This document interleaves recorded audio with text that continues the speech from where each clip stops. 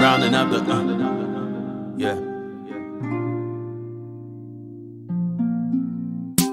Rounding up the book to read, I gotta get them all looking overseas, and you know it, and you know it, yeah. Reading through the law to see, I gotta dot the I's, even cross the T's, and you know it, and you know it. Praying to the Lord, have mercy, mercy. Show me where you wanna go first, you know. While I'm teaching to the people that's thirsty, searching for the truth that's hidden, you know.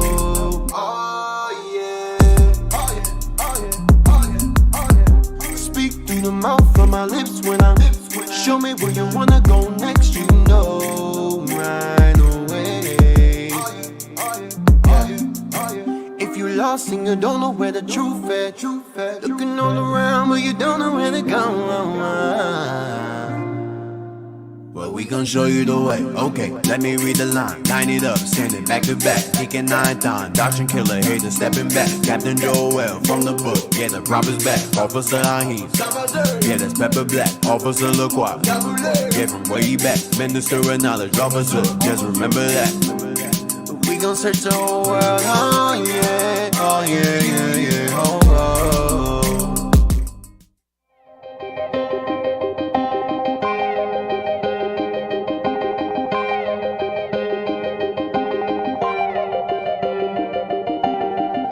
Searching for the road to the way back. We don't know our father's going way back. Do you know it? Do you know it? Oh yeah, oh yeah, yeah, yeah, yeah. We the chosen people, you say no way. Enemies are teaching you the wrong way. Do you know it? Do you know it? Oh yeah, oh yeah, yeah, yeah, yeah. History, history, yeah. Do you know it? Do you know it? Oh yeah. Oh yeah, yeah, yeah, yeah.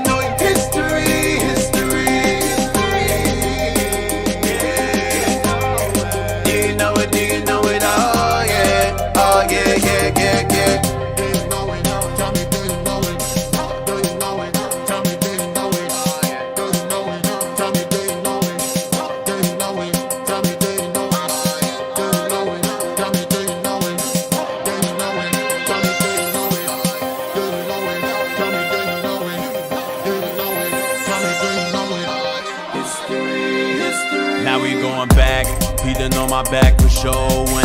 When I let the truth go, we gon' let them know. My people on my back for sure. I hold them down for the road. The Lord Almighty made me, laws I got, they changed me. We can see the truth now, got them looking crazy. Man, I'm always searching, yeah, you hear I'm searching.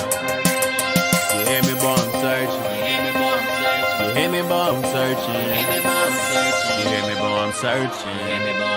Yeah. Searching for the road to the way back. We don't know our father's going way back. Do you know it? Do you know it? Oh yeah, oh yeah, yeah, yeah, yeah. We the chosen people, you say no way. Enemies been teaching you the wrong way. Do you know it? Do you know it? Oh yeah, oh yeah, yeah, yeah, yeah. History, history. Do you know it? Do you know it? Oh yeah, oh yeah, yeah, yeah, yeah. History, history. Do you know it? Do you know it? Oh yeah, oh yeah, yeah, yeah, yeah.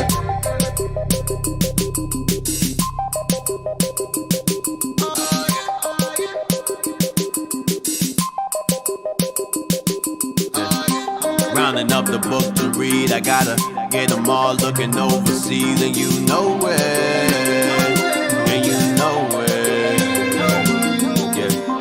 Rounding up the,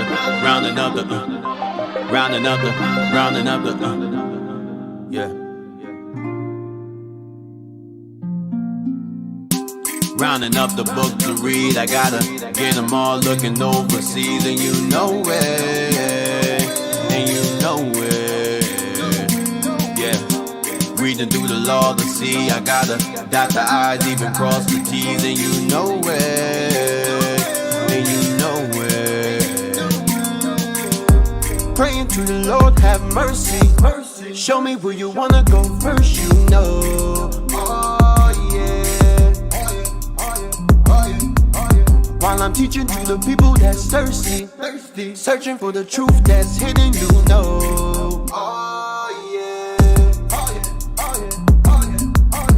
Speak through the mouth of my lips when I'm. Show me where you wanna go next, you know. Right away. If you lost and you don't know where the truth at, looking all around but you don't know where to go. Well, we gon' show you the way. Okay, let me read the line. Line it up, standing back to back. Kicking 9 times, dodging killer, hater stepping back. Captain Joel from the book, yeah, the prophet's back. Officer Ahim, yeah, that's Pepper Black. Officer LaCroix, yeah, from way back. Minister of knowledge, officer, just remember that. We gon' search the whole world, oh yeah, oh yeah, yeah, yeah, oh, oh.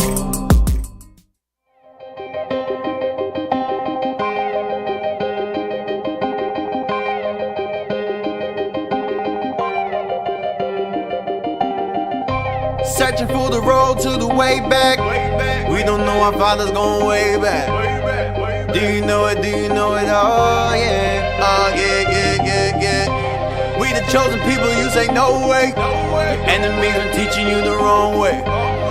Do you know it? Do you know it? Oh yeah, oh yeah, yeah, yeah, yeah. History, history, yeah. Do you know it? Do you know it? Oh yeah. Oh yeah, yeah, yeah, yeah. History, history,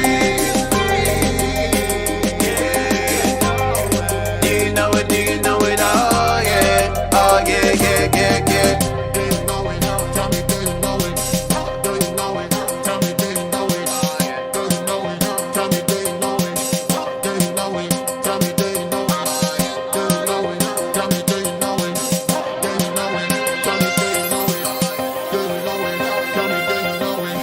Do you know it? Now we going back, Peter on my back for sure.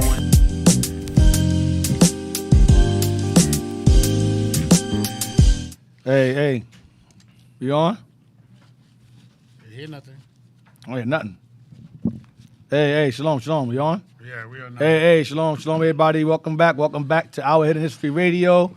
We are in chapter 10. Chapter 10, making our way out of America back to the land of Israel.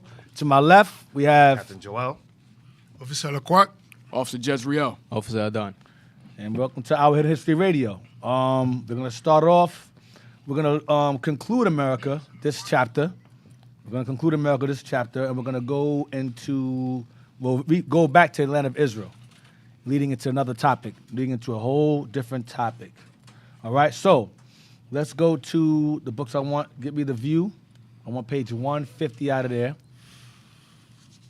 I forgot to send the links I want to send. So, Kat, you got to talk eventually. So I got to send these things I didn't send yet. Not now, but. Okay. All right, get my brain Yeah, I know. together. Access the parts of my brain reserved for the show. Yeah. So those of you who have been following along, we just left Issachar, so-called Mexicans, Aztecs, Chichimex. We went into that.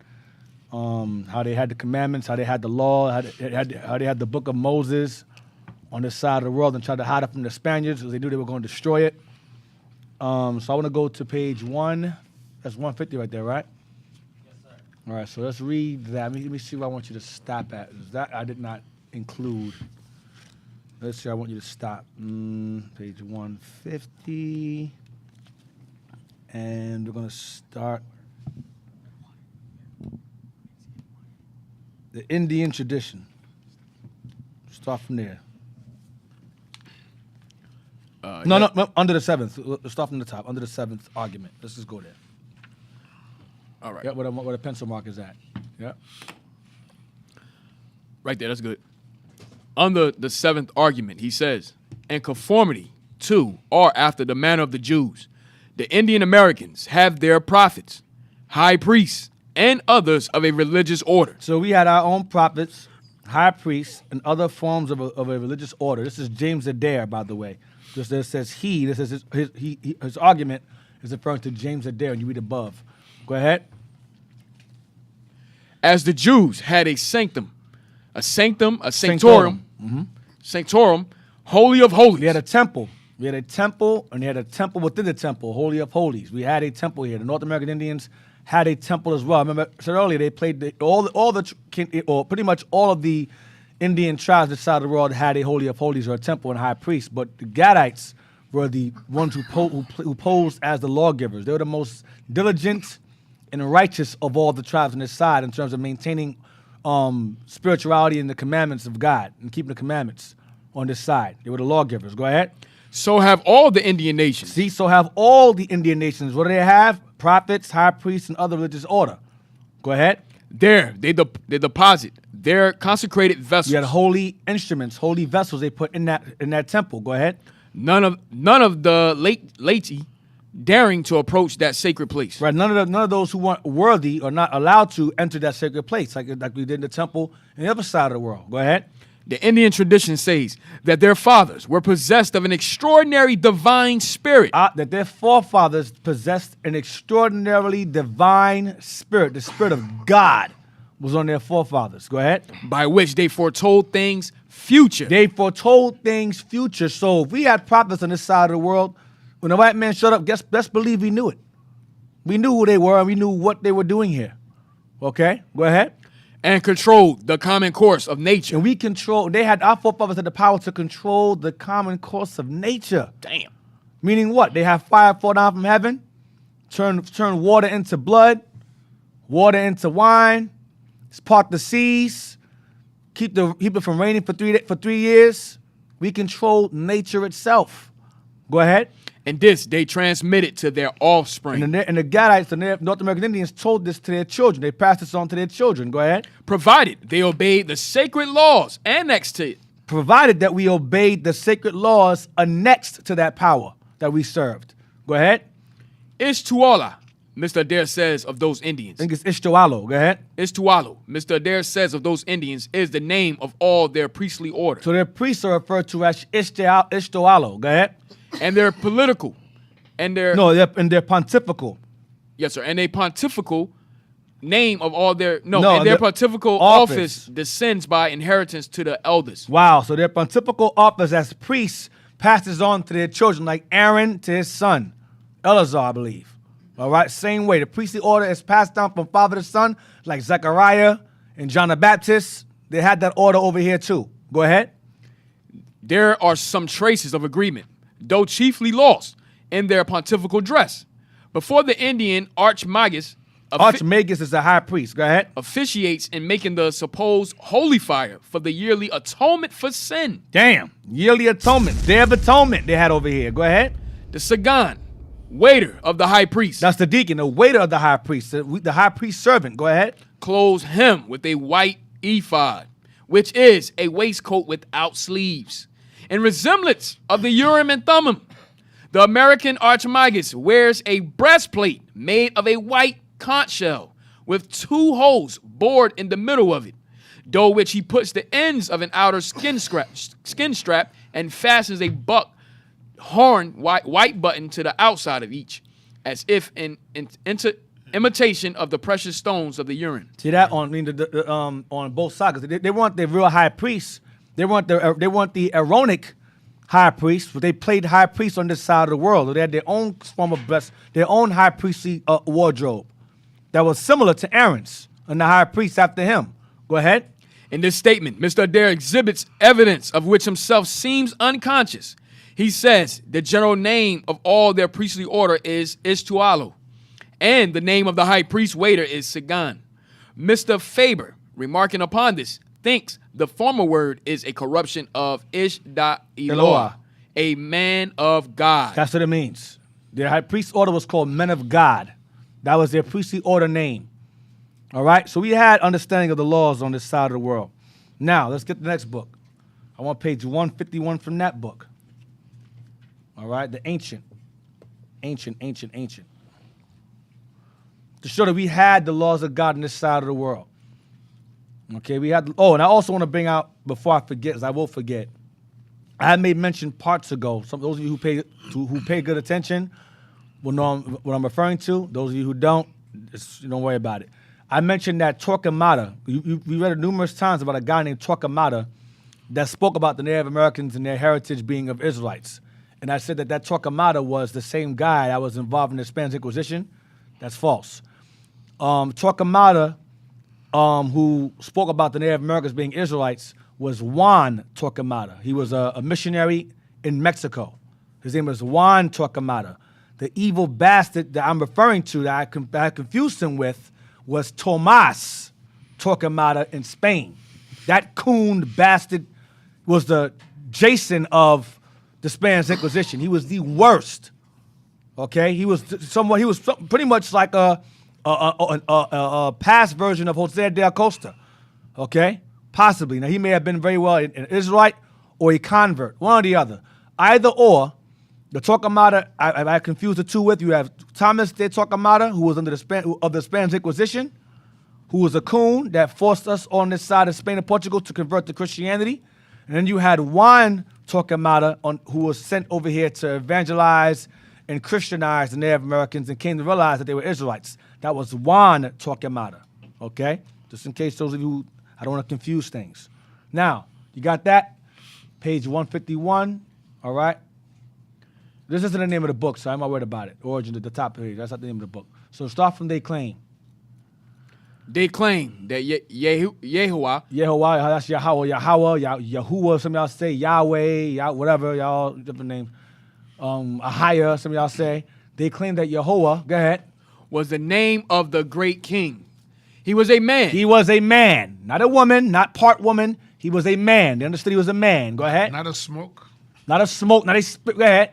Yet a spirit. So he was a man, yet a spirit that was a man.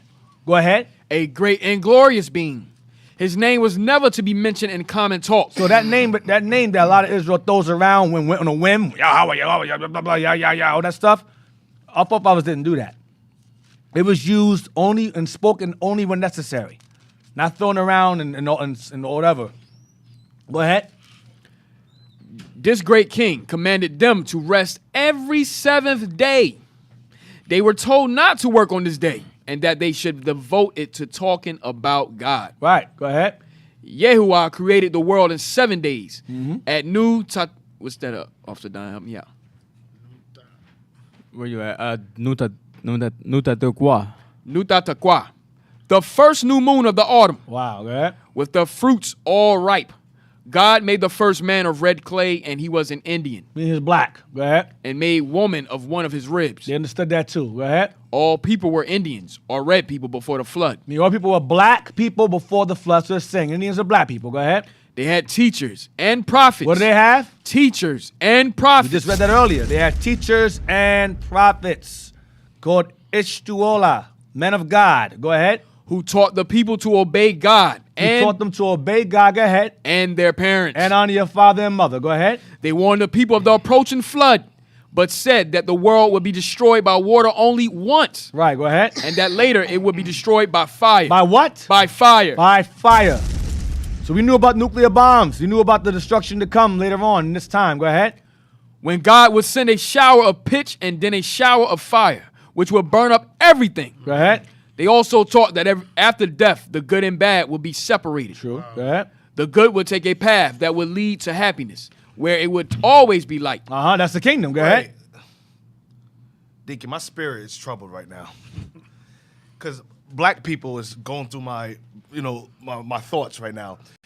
I'm sorry to hear that. And then rejecting the validity of Gad being Northern Kingdom. Every time we got to keep on pointing this out. Because how this book was written in the 1800s, how would they know that the Gadites to have this type of knowledge when nuclear weapons weren't made yet? Nope. It wasn't even thought. That was only just subscribed in Job chapter 9 when it talks about the destroyer, the iron weapon, and the various scriptures. So how would they know that? Yep. So that also proves to you that you have Northern Kingdom. There's still the righteous amongst Northern Kingdom. This is North American Indian. This is Gad primarily that maintained that level of righteousness and less paganism. They maintained the true purity of the religion of our forefathers because they were the lawgivers on this side of the world according to prophecy, according, Laquat, to the 12 tribe sign. According to that, yes. Go ahead. And No, go also that when Jeroboam went off, not all of them went off. Nope, not all That's of what them. that proves. Some of them were actually keeping the laws. Because Yep. you know that during Tobit's time, because we have this thought process that all the Northern Kingdom went off. They all fell off into sin. But you have examples like Tobit. You have examples Cornelius. And you have examples on this side of the world. Jonah, Hosea. So even amongst the Judith. Northern Kingdom, there's a remnant according to an election that was left.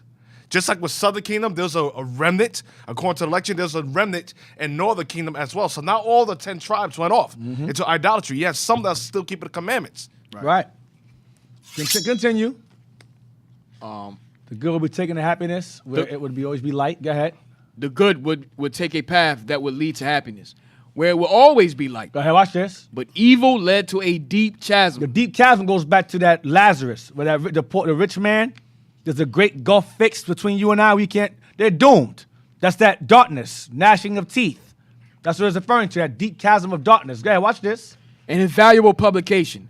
The History of the American Indians, James Adair wrote, Wrote what? the Navajos believed that all Indians and white people lived together at one time. Whoa. Wait a minute. They all lived together where? They all lived together at one time. Esau and Jacob lived together at one time. Did they not? Go ahead, watch this. All speaking the same tongue. Spoke the same language. So the prophets knew. You understand? They knew. Our forefathers. They knew to an extent. That's all I want. I don't need nothing else at this And point. Yeah. If I may, like if you go back up, But the fact there's more about it. We're going to read the next Hubert Ho after this. Yeah, look what. yeah, go back up, Go back up. Read that part where he says the good and the bad will separate. He's actually quoting Matthew 25. Right, let's get it. Let's bring it. Let's Bring get it it. out. Let's bring some scriptures to this. Yeah, Matthew 25, verse 32. The book of Matthew chapter 25, verse 32. And before him shall be gathered all nations. And before him shall be gathered all nations. And he shall separate one from another. Right. As a shepherd divideth his sheep from the goats. Go ahead. And he shall set the sheep on his right hand, but the goats on the left hand. Right, so that's the separation he's talking Right, about. right. Now, if you go jump down to verse 41, he's going to explain to you. No, go ahead. Verse 34. Verse what? 34. Next verse. 34. Then shall the king say unto them on his right hand, The sheep. Come, ye blessed of my father, inherit the kingdom prepared for you from the foundation of the world. So now jump to verse 41. Verse 41. So that's the one on the left, the sheep and the goat. Then shall he say also unto them on the left hand, That's the Depart goat. from me, ye curse, into everlasting fire, prepare for the devil and his angels. Damn. So they already knew that. Right, that's the deep chasm. Right. That's it. That's the deep chasm it's talking about. The bottom. Go ahead and jump down to Hubert Ho. And in that same verse, it says the Father, showing that God is a man. Right, right. Yep. Yeah, so it covers The everything. spirit. Yeah. And they knew he was a man. There's a spirit, but he was a man. They knew that. So was it a woman? Nope. It's like Or- Egyptology worship the black woman. Right. Saying God, the woman is God. Yeah, that's box worship. You know. And That's he box. also mentioned the king, too. Right. King says, yeah, right. exactly. He's a great king, king. yeah. Yes. King, right. Go to Hubert Ho. Bancroft. Hubert Ho Bancroft wrote of the Algonquins, who claim they are of foreign origin and came here by sea. Stop. So the Algonquin Indians claim they have come here by sea. Not by some stupid land bridge called the Bering Strait nonsense. There's no evidence behind that. It's still a theory because there's no evidence of it. It's a lie. Go ahead. Anciently, they celebrated with an annual thank offering in remembrance of their ancestors' happy arrival in America. Happy arrival in America from the old. Do the next one. Sigvald Lin, a respected scholar and researcher, has offered the following opinion regarding ancient Old World connections in early America and also Polynesia. See, ancient old world connections in early America and also Polynesia, because you had Japanese left from where they were from, the old world, into Polynesia, and the Native Americans at the old world and came here. So the heathens know who's who. We're playing catch up. These nations know who's who and where they went and where they went, where they are, in the past and the present. They know. That's all we want. Now, we're gonna leave America now. We're leaving America now for now. We'll be back there later on. Let's go. Let's get down. Let's get to 2 Samuel 1940. Let's get down to this. 2 Samuel 19 and verse 40. Now we're going to get some more scriptures, a lot of scriptures now. We left off last week about us being called heathen on this side of the world, how Northern Kingdom is referred to as outcasts or heathens, how our forefathers referred to our brothers as heathens. Esau knew that the Native Americans on this side of the world were Northern Kingdom or heathens or in an outcast state of mind. They knew that. 2 Samuel 19, verse 40. We're going to read to verse 43. The book of 2 Samuel, chapter 19, verse 40. Then the king went on to Gilgal, and Shimham went on with him. And all people of Judah conducted the king, and also half the people of Israel. And behold, all the men of Israel came to the king, and said unto Referring to David. Go ahead. and said unto the king, Why have our brethren the men of Judah stolen thee away, and have brought the king and his household and all David's men with him over Jordan? Mm-hmm. And all the men of Judah answered the men of Israel, because the king is near of kin to us. So this is the beef that started off in Northern Kingdom and Southern Kingdom. Ephraim, Northern Kingdom asked Southern Kingdom, why'd you bring David across Jordan past us back to where you're at? He's our brother too. So Judah says, because he's closer to kin to us. We're Judah. David's Judah. He's closer in kin than y'all. This is that beef we had amongst each other. Go ahead, watch this. Wherefore then be ye angry for this matter? What you mad for? Why you mad at us doing that? Go ahead. Have we eaten at all of the king's cost? Are we living off the king? Go ahead. Or hath he given us any gift? Are we exploiting him? Are we gifted by him? Go ahead. And the men of Israel answered the men of Judah and said, We have 10 parts in the king. There's more of us than you. We deserve him as king more than you because there's just less of y'all. Remember, Northern Kingdom was 9 tribes. If you count Dan, it'd be 10. And then you have Judah would be, Southern Kingdom would be 3 tribes. Ephraim say, we have more parts and more land than y'all. There's more of us than you. So that's that divide. Remind you, we all sharing land. But you had that envy and that evil between us at this time here, before the split. There's more of us than you. Likewise today, you have way more so-called Hispanics than so-called Negroes. Way more. They outnumber us in terms of their, that culture, Hispanic, whatever. Same people, but you get my point. They outnumber us. And likewise, then and then even now, they outnumber us. Go ahead. And we have also more right in David than ye. And we have more right because there's more of us than you. Go ahead. Why then did you despise us, that our advice should not be the first head in bringing back our king? Why'd you come to us first before you brought David over here? When there's more of us than you, we deserve him more than you. There's more of us. Go ahead. And the words of the men of Judah were fiercer than the words of the men of Israel. So whatever Judah said to Ephraim, they shut it down. You want to mess They with shut Judah. it down. They did not mess with Judah. could never outtalk Judah. Not out talking Judah. And despite y'all outnumbering us, we wasn't playing with you. Sorry, Ephraim. I'm sorry. To this day?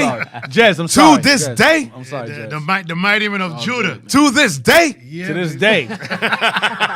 Sorry, Adon. I'm sorry, bro. I'm sorry, Jez and Adon. I'm sorry about that, brother. So you see how it goes down. On Northern your King side, try Deke. to... Yeah, Jez. So at this point, that beef was already stirring up. All right, so something happens that leads to the split occurring altogether. This is the beginning of it. Well, not so even before this, but this is showing you how it led up to it. Now, And how can you argue against a tribe in which the prophecy says, Hear, Lord, the voice of Judah? right. I show you, Judah's going to be a talker. don't- So you can't out-talk a person that was given a gift of talking, or Gad. Don't forget, Levi was part of the tribe too. Nah, you guys just execute it. You guys are just wrong. Word. Go Levi for no advice when it comes to women. Oh, He said, yo, man. it's tell her to submit. That's it, brother. Oh, man. Levi, very few words. They just execute judgments. Damn, man. That's it, man. That's true. Get 1 Kings 11, verse 1. We can read about the split now. 1 Kings 11 and verse 1. A lot of reading today. 1 Kings 11. We're going to read from verse 1 all the way to 28. 1 Kings chapter 11, verse 1. So those of you who are new, who are just now tuning in, at this point, I'm kind of going into the basics because I know a lot of the history I was going into from chapters 1 through 9 was like college level in terms of history and the Bible. So some of y'all was like, I ain't watching that. I don't get it. I mean, like I said, like Bishop always says, like I always say, if you get it, you get it. If you don't, you don't. But now we're going back to the basics. So I'm kind of going backwards. I started off the beginning of the series with us in the Americas, how we arrived here. Now we're going back in time before we came over here, and what caused the rift between the nation of Israel and how we split. So I'm back on the other side of the world. We're back in the old world. I left the new world. Now we're back in the old world now. All right? Go ahead. So basically, we're going to entitle this part of the series the old world, pretty much. There's two promised lands, the old world. All right? Go ahead. And Deacon, this information should be distributed to our children. Like I said, as they get up in age, this should be incorporated. If you're a stay-at-home wife, if you're educating your child in homeschooling, you should start taking these classes and eventually buying the books and incorporating into your lessons so your child has a proper Israelite education, world history, world-class education, rather than this or Americanized history of your oppressors. So this is real education. Your children could grow up and have actual educated conversations with people. People don't know about this. Imagine your child, 11, 12-year-old, 13-year-old. Yeah, remember about the Chichimex and the Olmecs? Just having normal conversations about the Olmecs. Right. And them being father to the Aztecs and the Mexican. Yeah, that's something we can't fathom. So Cap, I got an idea. How about we write that book?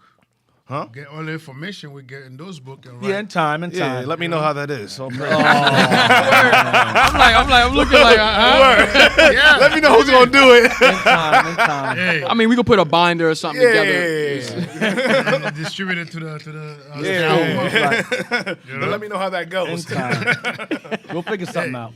Hey, when we don't work. Hey, you're the scholar, man. So that's why it's just an idea. It's just a thought. Yeah, no, it's Figure it how All long it takes praises. just to get the books and read it. Imagine putting the information together. Oh, man. So verse 1, where we at? Verse 1? Yes, 1 Kings chapter 11, verse 1. But King Solomon loved many strange women, together with the daughter of Pharaoh, women of the Moabites, Ammonites, Edomites, Zidonians, and Hittites. So that was Solomon's vice. He wanted to know too much wisdom, and he loved too much women. A lot of heathen women Solomon loved. That was his vice. Go ahead.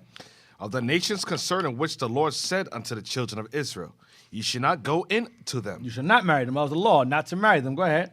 neither shall they come in unto you. For surely they will turn away your heart after their gods. And it says surely, meaning it's inevitable. They will turn your heart from serving God. You cannot serve two masters. That's why oftentimes when our people marry other nations, the kids grow up all confused and simple as hell. Or the husband, most of the time, the husband takes the lead of the wife. Follows behind the wife. Most of the time. Go ahead. Solomon clave unto these in love. He loved these women, these heathen. Go ahead. And he had 700 wives, princesses, and 300 concubines. And 300, he had 1,000 wives. Solomon had 1,000 wives. That's a lot of women. 1,000 wives. How he found time to... I'm gonna be quiet. 1,000 wives, a lot of women. Continue. Go ahead. Wow. He know things that we don't know. now. Yeah. I'm not... You know the virtues of understand it. roots. Yeah, the herbs. My man, you know the herbs. Yo, Mackerel. my man Oh, was up God, in here the we go. No, Yo, cap. my man, my man Solomon was in the kitchen cooking them herbs up, baby. No, cap. No. You know how Jake be I cooking open up? Pandora's box now. Yo, My man was the man. my man, the Mac. God. You know all the herbs, all the All the roots. herbs, all the, You know, Jake be cooking all up the in the kitchen? aphrodisiac roots he had. Yo, all my man this- Solomon's in the kitchen like this. Oh, man. My man, you know what I'm saying? You all right? You okay, Cap? Yeah. Okay, let's go, man. Cap had to get that out, man. I got your earth, My Cap. man was hitched to the next level. Oh, man. Yo, we read Song of Solomon when he's writing a parable about Israel, and he says, "Your breasts are like the two rows." Oh, Proverbs. Proverbs. I ravish your breast at all times. You know Solomon. Yo, Solomon was the man back then. Oh, my gosh. Read verse 4, please. All right. Yeah. Sorry. All right, sorry, let's go back. D. Sorry, D. Thank you, Jess. Yeah, Thank you very much for that detailed information about Solomon's sexual exploits. Thank you very much. You read verse 4 now. Oh man. His mind went somewhere else, man. Verse 4. 0 to 100. Yeah. So Solomon was swinging. Oh, man. Swinging. Verse 4. Solomon was Picasso. It came to pass. For it came to pass. Yes. 1 Kings chapter 11, verse 4. For it came to pass, when Solomon was old, that his wives turned away his heart after other So gods. it took a while, but they eventually turned his heart away. He got old. Go ahead. And his heart was not perfect with the Lord his God, as was the heart of David his father. For Solomon went after Ashtaroth, the goddess of the Zidonians. He wanted to learn wisdom. Solomon wanted to know evil and good. That was his vice. He wanted to know everything, but everything can't be in man. Man is immortal. Solomon wanted to know everything. So he started to study and learn on the gods of his wives, found behind them. Go ahead. And after Milcom, the abomination of the Ammonites. And Solomon did evil in So the he married an African women. He married a Chinese woman. Go ahead. And Solomon did evil in the sight of the Lord, and went not fully after the Lord, as did David his father. Go ahead. Then did Solomon build an high place for Chemosh, the abomination of Moab, in a hill that is before Jerusalem, and for Molech, the abomination of the children of Ammon. Japanese women too. Go ahead. And likewise did he for all his strange wives. All his wives, all his heathen wives, he allowed them to have places built in the land for worship. So you know what that means? That means Israel was going to hell off along with Solomon. It wasn't just Solomon doing it. Everybody followed behind his lead. He's ahead. Go ahead. And likewise did he for all his strange wives, which burnt incense and sacrificed unto their gods. So to build these things cost money. So he began to put heavy taxing on the people to build these speaking sanctuaries for these heathen women he had. He had 700 women, 700 wives, 300 concubines. It's a lot of building to do, a lot of money. Go ahead. And the Lord was angry with Solomon, because his heart was turned from the Lord God of Israel, which had appeared unto him twice. He appeared to Solomon twice, telling him, stop, don't go off. That's in chapter 3, verse 5, and that's in 9, verse 2. And Deacon, that goes to Sirach chapter 4, which says, wisdom walking with crooked ways. Because you look at it and you wonder, Solomon from his youth was given wisdom. And in the midst of him building a temple, and in the midst of him getting all that wisdom and knowledge and going through the different, the elements, learning about the elements, the virtues of the roots, the plants, going to botany, going to astrology, botany, astrology, the virtue, and in different psychology and things like that. Right. In the midst of that, Solomon was in his sin. That shows you that Most High had a level of mercy. Right, he for gave him Solomon. 3 chances. He visited him twice. Wow. He visited Solomon. He said, listen, Solomon, stop going off with these women. Stop going off. And that was in the kingdom. Yeah, he said, stop going off. Wow. But for David's sake, he said, for your son's sake, I'll keep it quiet because you got to build that temple. Wow. Go ahead. Verse 10. And had commanded him concerning this thing, that He he should... commanded him concerning what thing? Them heathen women. He said, leave them women alone. And Solomon would not listen. And when he got old, he got stupid after a while. Because he was young, he maintained his integrity. Your heathen wives, those serving the Lord. But then it says, they will surely turn you away. So as he got old, he said, okay, let me try this God. Why do you worship Chemosh? Why do you worship Ashtoreth? Let me see why. Let me indulge. Let me see what's about this God that everybody worships these gods. Let me find out what you do on Easter, because Ashtoreth is Easter. Let me see what Easter's about. Let me see what Chemosh is about. Let me see what Molech is about. And remember, all that involves sorcery, witchcraft, blood sacrifice. That's Right. orgies, all that stuff going on in that. It ain't just like, oh, okay, I'm a worshiper God. Oh, wow, it's Chemosh. A lot of evil goes on in order to understand and learn that stuff. So Solomon was going into heavy madness now. Go ahead. And had commanded him concerning this thing, that he should not go after other gods. But he kept not that which the Lord commanded. Listen, go ahead. Wherefore the Lord said unto Solomon, for as much as this is done of thee, and thou hast not kept my covenant and my statutes, which I have commanded thee, I will surely rend the kingdom from thee, and will give it to thy servant. Take the kingdom from you and give it to your servant. Go ahead. Notwithstanding, in thy days I will not do it for David thy father's sake, but I will rend it out of thy hand. But I will rend it out of the hand of thy son. I'm not going to take it from you now for David's sake. I'm going to take it from you, from your son. Go ahead. Howbeit I will Take it from you through your son. Go ahead. Howbeit I will not rend away all the kingdom. I won't take away all the kingdom from you. Go ahead. But will give one tribe to thy son for David my servant's sake, That was Benjamin. He gave Benjamin to us. Go ahead. and for Jerusalem's sake, which I have chosen. And the And Lord, the reason why, so Benjamin going to be happy, the reason why he left Benjamin with Judah is because Benjamin was very formidable. whoa, D. I gotta just don't walk wanna with the put things Giants. out like that. I gotta do it. You don't want to put You things wanna- out like that. I gotta Come do on. it, man. I gotta You give don't the wanna- Don't put Hey, things that brothers said. I've been giving to puff them I've been up. giving Northern Kingdom a lot of props these past years, so I gotta go to Judah now, man. What's I next? You gonna go to Levi after that? That's right. I have That's to- right. yeah, I may Judah have- Has to Come on, man. maintain Cap, the Cap. authority. I know that Come on, we Cap, have man. it. We all gotta get a share a little glory. I'm man. giving a little shine, Little man. shine, The man. way Come you on, stay on Cap. top is by give oppressing him- the rest of the tribe. Oh my God! What? What kind of evil is Because this? Judah gotta stay on top, D. Oh, You Judah can't is get on top. compliments. oppress the tribes. Yo, on. Cap is saying it's not about Israel, it's about Judah right now. Yeah, that's exactly what he always Of says. course, that. it's Come on, always man. about It's us, always- man. yo, you're not It's always Judah. about us, bro. Hey, you're supposed to be on my side. Come on. Yo, what's going on right there, I don't Captain? know, man. I'm just laughing. Hey, I'm gonna read on for y'all. Yeah, you do that, man. About us. I'm sorry, D. I had a moment. Make sure there's no liquor in that teacup. All right, go Go ahead, on, go D. ahead. Go on. Like D, I was say saying, say. man, that throw me off. Listen, man. The Lord gave Judah Benjamin because Benjamin was formidable, man. They were formidable. He said, I'm going to give you Benjamin. And then later on, when Levi got kicked out. That we caused the problems. When Levi got kicked out of Northern Kingdom suburbs, 'Cause we we took them in. We said, okay, we're going to take you in. Just don't talk too much. Don't say nothing stupid. Like a lot of you doing. Like a lot of you saying something stupid. Just be quiet. Take your suburbs and, and give us the laws. Do what you're supposed to do. Now, That's you, it. you know what it was, Dick? We was not accepting those idols that was Ephraim coming. Y'all got fired. Nah, we told him, man, hey. we wasn't doing it. It was Hey, like, Levi. the hell with that. Levi. I said, nah. Y'all got fired, bro. Admit it, man. When No, y'all that's not what he was, man. when y'all Come got on. kicked out the land, who did y'all run to? Bro, we ran from you. I said, who did y'all run to? We didn't run to. He didn't run to you? Judah. Huh? We He ran didn't run away to from you? you. Yeah, He didn't run to Gad. yo, man, why you drop the bomb, bro? Everybody's against me right now. Nah, man. Because when y'all came in with those idols, Yo, it why was you like, nah, referring hell to no, me man. like- Come on, man. You know what I All mean? Not a kingdom, man. All right, let's go on.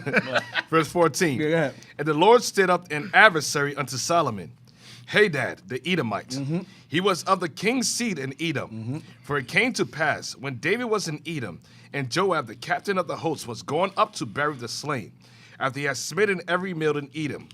For 6 months did Joab remain there with all Israel, until he had cut off every male in Edom. Joab was trying to kill all Esau off. He didn't succeed because this one survived. Many Edomites survived, but this particular group of Edomites that Joab went to war with and took the land from, he was trying to eradicate them all.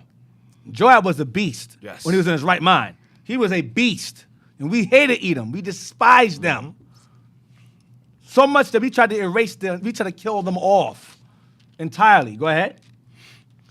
That Hadad fled. Notice it says every male. We try to kill all the male because the male was the nation. He tried to kill off all the males. What's Edom doing right now in power? Trying to kill us off, all the males. They know that the man is the foundation of the nation. They know that. Go ahead. That Hadad fled, and certain Edomites of his father's servants with him. See that? So other Edomites, they survived. He didn't kill them all off. He was unsuccessful in that. Because you had Christians be saying, oh yeah, they killed all of them off. No, he didn't, because you had Herod. He was an Edomite. He survived. All right? Different Edomite families. Romans were Edomites. Greeks were Edomites. So stop that. Go ahead. And go into Egypt. So he fled into Egypt. Go ahead. Hadad being yet a little child. He was still a kid. His servants took him and they ran with him. Go ahead. And they arose out of Midian and came to Paran. And they took men with them out of Paran. And they came to Egypt, unto Pharaoh king of Egypt, which gave him an house, and appointed him victuals, and gave him land. So the Egyptians looked after him. Go ahead. And Hadad found great favor in the sight of Pharaoh, so that he gave him to wife the sister of his own wife, the sister of Tahpenes, the queen. And the sister of Tahpenes bare him Genobath, his son, whom Tahpenes weaned in Pharaoh's house. And Genobath was in Pharaoh's household among the sons of Pharaoh. And when Hadad heard in Egypt that David slept with his fathers, and that Joab the captain of the host was dead, Hadad said to Pharaoh, Let me depart, that I may go to my own country. Then Pharaoh said unto him, But what hast thou lacked with me? That, behold, thou seekest to go in thy own country. And he answered, Nothing. Howbeit, let me go in any wise.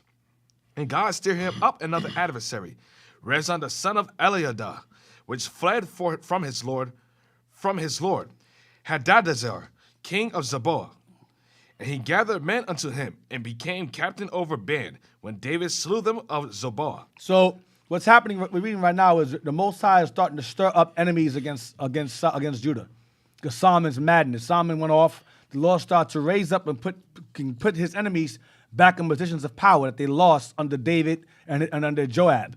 So these same servants that we were killing and conquering were gaining power back on the earth again. The heathens are gaining power. So I'm showing you that whenever Israel starts to go down to madness, the heathens start to gain power and authority in the earth. They start looking out for each other and gaining power and authority. Go ahead.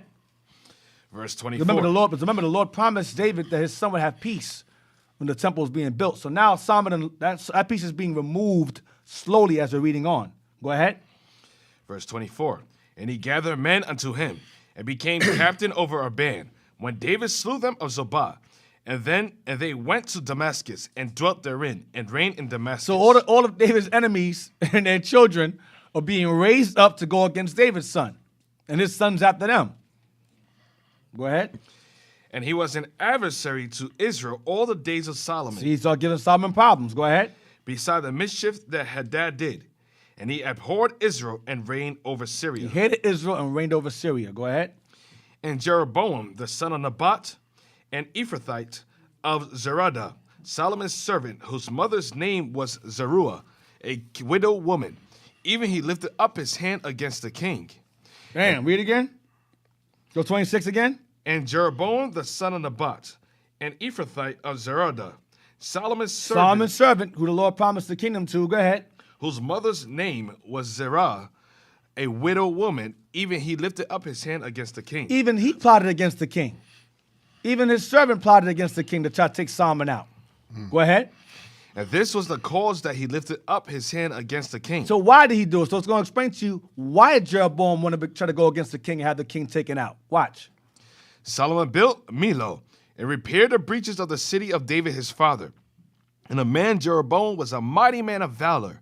And Solomon, seeing the young man that he was industrious, he made him ruler over all the charge of the house of Joseph. And he thought he was responsible. He was good at what he did. So he gave Jeroboam status. Watch this.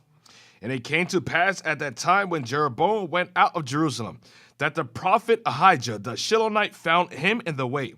And he had clad himself with a new garment. And they two were alone in the field. Hold on. What verse is that? Verse 29. Stop there. I'm sorry, I'm going too far. Let's go to history now. Volume 1. I'm going to go to page 161. All right. Where is it? Let me read that with you. Page 161. We're going to end at these 12 officials. We're going to be page 161 to 162.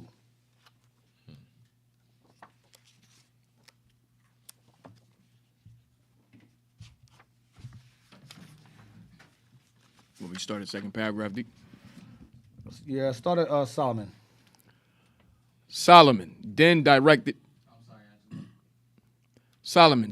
his attention to the formation of a court of the greatest magnificence, such as was befitting the powerful king whose commands were obeyed from the boundaries of Egypt to the banks of the Euphrates. In those days, many wives were That considered. means our land was from Africa all the way into the Near East. Not this piece of crap piece of land you see now today, Israel. No, our land was vast. It stretched to the Euphrates. It was very, very vast. From Africa and onward into the Near East. It extended all the way into the Near East. Very vast. Go ahead.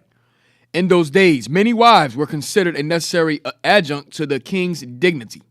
David had about 16 wives, but this was an insignificant number as compared with that of the kings of Egypt and Phoenicia, who Solomon had taken for his pattern. It was only in compliance with this common but corrupt practice this common.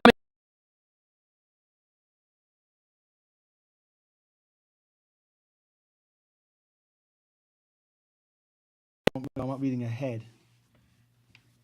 Hold on a second. 12 officials. Where's that at? 12 officials. Right further down. I don't think anybody write the wrong thing down. Hold on a second. One sec.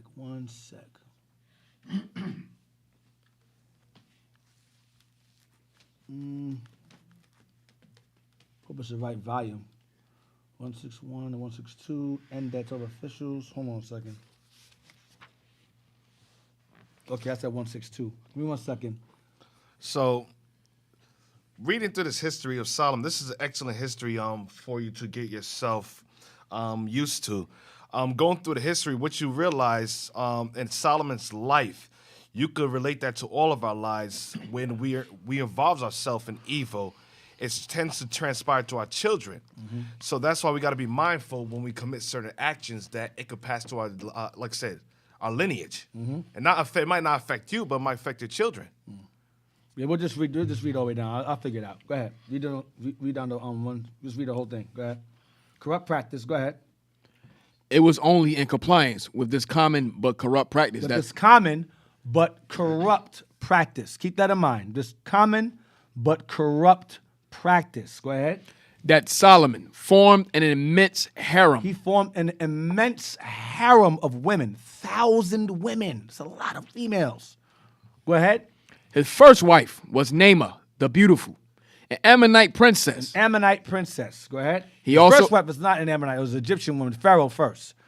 I don't know why it's saying first here, but one of his wives was an Ammonite princess named Naamah. Go ahead. He also had other wives from the Moabite and Aramaean courts, Syrian courts. Go ahead. and even from those of the Hittite and Canaanite kings. Canaanite kings goes back to Zidonians, Zidon, Canaanites. Go ahead. But what most gratified his pride was that the Egyptian king Susanes gave him his daughter in marriage. So one of his favorites, his favorite, and what gave him the most pride was being the son-in-law of Pharaoh. Okay, by marrying his daughter Sustanes. Go ahead. That's the king's name. King Sustanes. I'm sorry, marrying the king Sustanes' daughter. Go ahead. I'm sorry. Thank you. Solomon thought that in acting thus, he had taken a wise step, and that his country and his dynasty would be benefited by the So alliance. Solomon felt that this was a business deal. Solomon felt by marrying the Pharaoh, it would increase the alliance between him and Pharaoh, be better. But that's how kings usually operate. They were usually married themselves off to form a better alliance. Go ahead. But the result proved the contrary. The result didn't work out that way. The daughter of Susanes was naturally received with every mark of attention in the Israelitish capital. Right, I was like, who the hell you married her for? He married an Egyptian woman? Go ahead. She became the first queen in Solomon's harem. See, she became the first queen in Solomon's harem. We read that earlier in 1 Kings 11. Go ahead. But it seemed to him a disgrace that he could not place a magnificent palace at the disposal of this queen. What was the cedar palace built by David on Mount Zion when compared with the gigantic edifices and labyrinthine palaces, Labyrinthine, whatever. Go ahead. labyrinthine palaces of the kings of Egypt? Go ahead. Solomon therefore determined to build a palace worthy of her. So he was saying, listen, what I built for her ain't nothing compared to what's built for her over there in Egypt. I gotta do better. I'm gonna build something grand for my Egyptian queen. Go ahead. Through the alliance with Egypt, innovations of great consequence were made in Israel. Among them, the introduction of horses and chariots. So so through that marriage or that alliance, Israel gained more chariots and horses and so forth from Pharaoh. Go ahead. Solomon also entered into close and friendly Connection with Hiram, king of Tyre, with whom David had already established a neighborly intimacy. Go ahead. So he gained a friendship with Hiram. Okay, go ahead. He appears to have married a daughter of Hiram too, and this close bond between Solomon and Hiram seems to have led to important and extensive undertakings. So he married one of Hiram's daughters. Go ahead. The establishment of a large harem demanded an immense body of servants. So the establishment of a bunch of women involves a bunch of servants to serve your women. Dick, if I may, right? Yeah. Now you got the black Hebrew Israelites saying, see, he had 1,000 wives, but they're missing that part where he built things for them. Right. Built things And for them. he had servants to for these women. And these marriages were based upon business Business dealings. deals, Business dealings. Not raw dealings. Business dealings and alliances that led to trade and so forth, and getting chariots and horses. And Solomon was the richest man alive and wisest man. And he You wasn't some powerful. broke niggas. He ain't talking about you. Read on. Excuse my language. I'm sorry. Broke Negroes. I'm sorry. You know, nigga sounds way better. We'll read again. Read it again. The Sol- establishment of a large. the establishment of a large harem demanded an immense body of servants. So the establishment of a large body of wives or women demanded an immense body of servants to take care of these women. So he couldn't do it by himself. Make sure they have their clothes. Make sure they walk. Make sure they're taken care of. They go shopping. You take them here. You take them there. Right. And he's okay, honey. Wife number 1, what do you want? Okay, write that down. Wife number 2, what do you want? Oh, write that down. He didn't do all that. He had servants for that. They had their own servants. He probably saw some of them once, maybe every year Yeah, or 2 years right. or so like Yeah, that. that. It is what it is. They was happy. They was They going was good. shopping. They were taken care of, right? Yeah. They didn't Thousand care. wife only got 365 days Yeah. in the year. Right. I remember Thousand Esther when she was a king. Esther when she was a Persian king's queen, she had servants serving her too. That's how it went. And for her to see the king, she had to be summoned. Right. Go ahead. Solomon maintained a most brilliant court. The ambassadors of tributary and friendly powers had to be received with great pomp for Solomon. For Solomon laid great stress on the display of splendor, and the maintenance of his court demanded the expenditure of large sums of money. Wait, whoa. Read the ambassadors again. Stop there again. The ambassadors of tributary and friendly powers had to be received with great pomp, for Solomon laid great stress on the display of splendor. Solomon wanted things to be. You know how Judah do, That's man. Judah, man. We gotta look good, man. Everything gotta look good when we do it. We gotta dress good. Everything gotta look good. It gotta be perfect. It gotta be expensive. That's why you see Judah walking around to get money. They got chains and jewelry and cars and big houses. We always go above and beyond. Right. Solomon said it gotta be done with great pomp and pride. When you Right. have an ambassador or friendly powers had to be received, you had to show off. Or you want to come? Oh, I'm King Solomon. You want to come see me? Okay, I got a new fur coat. Look at my coat. It got fringes on it. Look at it. Right, Look at it. right. Yo, this is silk made from Badger's butt cheeks over here. Badger's butt cheeks. I got this made from Badger. I got this from here from a deer. This is a deer's toenails right here, hanging up right there. Deer toenail. You shave it. Hang it up there. That mirror right there made from pure Persian. It's Persian glass. Persian glass right there. You like the Persian glass I got? That's how he did, man. Look at these silk shoes. I got silk shoes on. Look at my white shoes. Look at my white shoes. Like Martin. Look at my white shoes. Right, doing the dance, everything, man. The white shoes. All of that, bro. We was balling. Right. Solomon, that's entourage. Solomon was balling. So when he had people come through, heathens come through, it had to be with magnificent splendor and expensive splendor. Go ahead. Deke, You that's happy like now, Cap? Are you happy? I brought Judah in. You see how I brought us in? I brought Judah. Deke, you know what? And you see it. Jake in their poverty. Jake in their poverty getting Jordans. Listen, they could live in the hood. They could live in the worst neighborhood. They could be in poverty on Section 8, but they'll be dressed fly. Have the Jordans on, the chains Fly on. and broke. Fly and broke. You know, I myself have to suppress those temptations to dress fly. You know, I have to think economical. But my Judite will come out. When the money come in, you will see me. You see me the longest fringes blowing the wind. You know, the big old chain. The diamonds in the fringes. Diamond earrings like this. Diamonds in the Big- fringes. yo, We have have my a book slate. that said that Solomon had gold in his hair. See, sprinkles. Yeah, yeah, gold yeah. flakes in We his have a hair. book that says that. We have a book. It's Song of Solomon. that Solomon- Josephus. That's in Josephus. I That think Solomon Josephus. had gold, not no Remember, glitter. It's a The Song of servants. Solomon. It's the Song of Solomon Yeah, also. yeah, But he let's get had gold sprinkled in his hair. Yeah. Real gold. This gold dust, man, all in the hair. Hey, Dick, you in remember the I had beard. that? Remember I had that for my hair? It wasn't gold, but it was It a was substitute. flicks. Yeah, glitter. You had gold glitter. I don't know why you bring Wait, that Wait, up. Caps, it was a substitute of. What do that mean? Why'd you bring that up? Why'd you bring that up? I You remember had brothers. glitter in your- What glitter do in that your hair. mean? I remember brothers say, "Yo, That you was look like dandruff. Solomon." No, they just had to. It was Bro, dandruff. It was a dandruff, bro. It was That's the that yo, this They say dude. like Solomon. It was a substitute of gold. You look like a homeless guy that slept outside Solomon's house. Your brother trying to figure out what was in my hair. I didn't want to tell them. Glitter. Copper, yeah. What was it?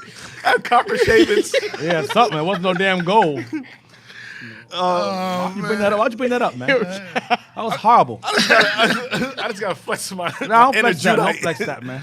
Yeah, where you at? This man? is Where you Song of Solomon, real quick, 5 verse 11. Oh, man. Yo. His head is as the most fine gold. at? Yep, that's it. His locks are bushy and black as a raven. Right, so he had gold all in his hair.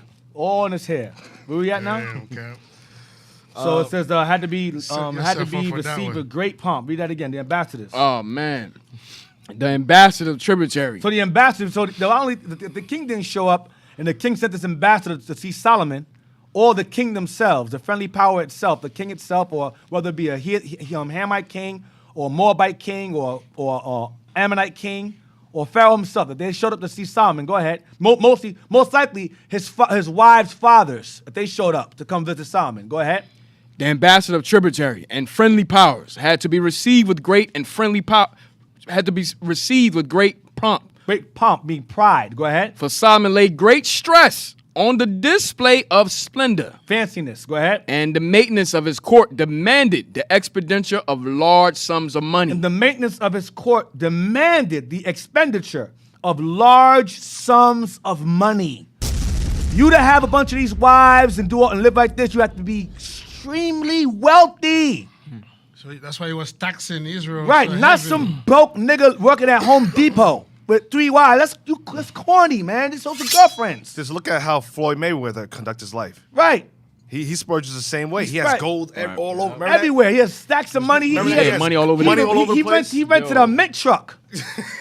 and to have it drive behind his limo. A mint truck. For what? Why? That's what Israel do. Just because. Because I'm Israel. And he sold it. I don't know. Then he sold it. I sold it. Wait, remember that one? He had one picture. He had a gold cup and he had gold chains all over his arm. Yo. Israel Judah, don't we- get it. that's Israel just don't how get we it. do. Display. Also, he had a display. And he has a house. And he has a house full of women also. Yep. Yeah, he does. He does because he has the power to do it. Should he do that? No. Was he homongering? Hell yeah. But nonetheless, he had the power to do it. Like Solomon had the power to do the same thing. Well, you had Negroes. I don't know. I'm not gonna get into that. Let's just continue. Go ahead. Christ said one. Christ said one. Let's continue. As he could not otherwise obtain means, the royal house not having extensive estates in its own right, the people had to defray his enormous The expenses. people had to defray. You said Lacroix. The people had to defray from his large expense. I mean, he had to tax the people. When he spent this money on these heathens coming over, on his wives, their homes, their temples for their gods, he had to tax the people. So the people were paying. People for are this. paying for all of this. The people. Go ahead. The whole land was divided into 12 parts, and a governor was placed over each division to see that the inhabitants contribute 1 month provisions every year. Damn. The purpose of this division seems to have been that the old system of tribal organization might cease. Go ahead. A superior or vizier whose duty it was to see that the tribute of natural products was sent in regularly was appointed over these 12 officials. See that? So he had to make sure that he had collectors. Solomon had people come collect from the people to make sure that they gave provisions for Solomon and his expensive exploits. All right? And he had 12 officials over this business. Now, let's get page 174. So that's why when the spread happened, they killed the tax collector. Yeah, that we're was- gonna get to that. We're gonna get to that. That's what he's one of the officials. Page 174. We're gonna start at Solomon's brilliant rule, and we're gonna end at 175. Kill that No. I'm sorry. Nigga, get the hell out of here. We're gonna stop at 174. Security of the state. We're gonna start at Solomon's brilliant and end at security of the state. Read that. Solomon's brilliant rule, however, became the source of a serious division between the tribes, See that? Go ahead. which he had unavailingly striving to consolidate into one indissoluble whole. I mean, try to keep the 12 tribes together. Notwithstanding that the temple formed a bond of union for the whole people, and that Solomon tried to abolish the tribal isolation which prevailed. See that? So you had tribalism among the tribes. Solomon was trying to make sure all the tribes come together. When they were coming together when they came to the temple, but everyone still was like, I'm Judah, I'm going to deal with Judah. He's Ephraim, he going to deal with Ephraim, like we are today. Repping All their the own time. tribe. Levi's like, yo, man, I don't mess with Judah, man. I'm Levi. Levi hang out with Levi. And so Solomon was trying to destroy that. So there was tribalism among us even at this time. Go ahead. He succeeded only in the case of Benjamin, which, So Benjamin was cool with us. Benjamin and Judah was hanging out. We were close. Go ahead. which became more closely united with Judah. See that? So Benjamin and us and Judah, they was cool. Those two. Remember the Lord said, I'll leave you one tribe. That was Benjamin. Go ahead. This was owing to the fact that the temple was built on Benjamite territory, Oh, go ahead. and consequently several Benjamite families settled in the capital. Probably Solomon also preferred the tribe of Benjamin and his own ancestral tribe to the other tribes. So Solomon probably preferred Judah and Benjamin above everybody else. Go ahead. The mutual dislike of the houses of Judah, Israel and Judah, or the northern kingdom and southern tribes had not ceased. So the mutual dislike of the houses of Israel and Judah, or northern and southern tribes or kingdoms, did not cease. That beef continued during Solomon's time and up until after. Go ahead. Among the northern tribes, a deep sense of discontent prevailed against Solomon. A deep sense of dislike prevailed. Northern kingdom did not like Solomon. Go ahead. Despite the prosperity to which he had raised them. Despite Solomon looking out for them, they living good off of him. Solomon looked out for the people, but they still didn't like him. Go ahead. They resented the pressure put upon them to forward regular supplies for the court and to perform compulsory service in the erection of public buildings. Paying them taxes. Go ahead. Their discontent was not expressed aloud. They didn't say it out loud. Go ahead. But it was needed only an occasion for it to vent itself. So it was only a matter of time before they would eventually express their discontent with Solomon's taxes and heavy burdens upon the people. Go ahead. Wise as Solomon was, he had not sufficient foresight to perceive that his faults were sure to weaken the future security of the state. So wise as Solomon was, he wasn't thinking ahead that that his actions and exploits would cause more of a rift to the kingdom than bring it together. Amongst that's all I want. Let's get Ecclesiasticus 47:13. And you can see that that close relationship between Judah and Benjamin today. Yeah. Also, in comparison to the remainder of the tribes, even with Marcus Garvey coming over to the Americas to contest to Judah. They say he took more of a liking to Judah because we understand each other's plight. Right. And we attached to each other. You didn't see and Levi didn't really come over till later on, and we really were, Judah and Levi was more so beefing, correct, Officer Lacroix? Yes, sir. So even like I said, when Levi came over, Levi and Judah was beefing, but you don't really see Benjamin and Judah really beefing.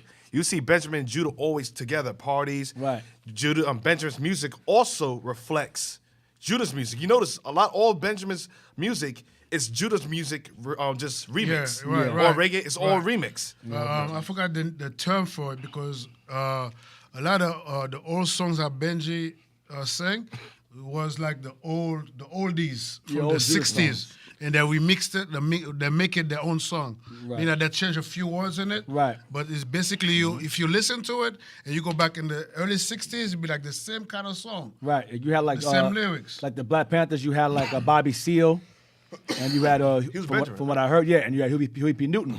Some say he's Edom, I'm not sure. But if he was, but Huey P. Newton, I don't believe that. I don't believe it either. No. But Huey P. Newton, they say that him, I believe he was Judah. That's why I believe he was, regardless of what they It's say. Judah, the prophecy says so. Right. But those two are very close knit as well. So you oftentimes see that camaraderie with Judah and Benjamin. You see it a lot. You see a lot of it. All right. Right. Hey, Dick, and on that, remember, it also says that when Solomon raised up Israel, even they can't accept it. Even now you see it based on when you talk about Right. the Black Panthers or Malcolm X, everything that they did also helped us out. But yet Northern Kingdom, they don't give them any props. They don't Right. give Judah any props. So you still see that today. I hope you express that in your teachings when you speak in Spanish. You know nobody be understand what you're saying. I hope you express that. You better lift Judah. But we brothers, brother. We brothers, though. Wow, Wildcat, wow. Verse 13, Sirach 47, verse 13.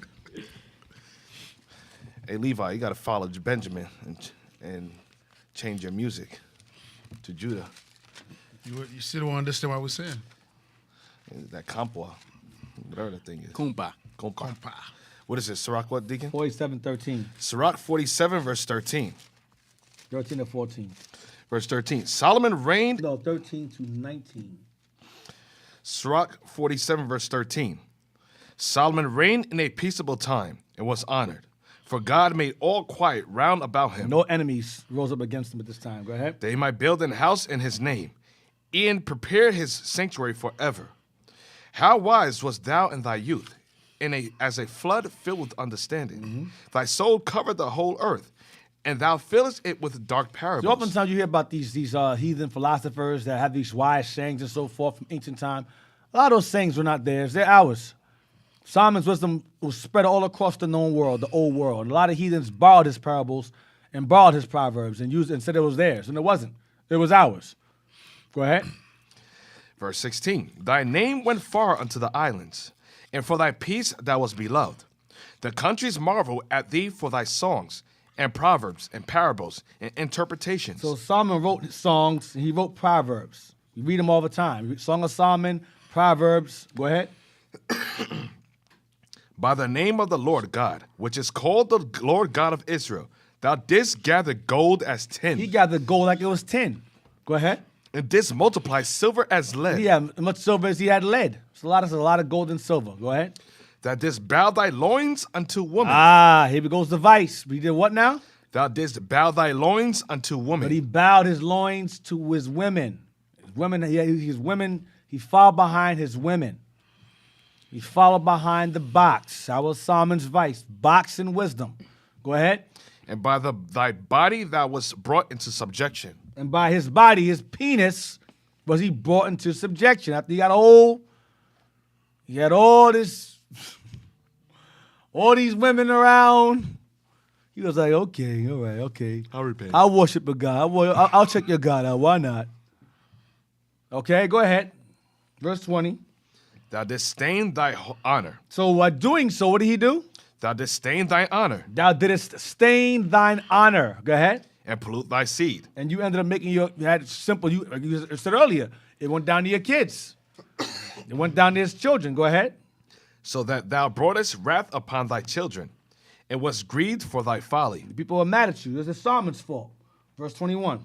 So the kingdom was divided, So the kingdom was divided. Go ahead. and out of Ephraim ruled a rebellious king. And out of Ephraim, going into his servant that tried to plot against him, lift up a hand against him, Jeroboam.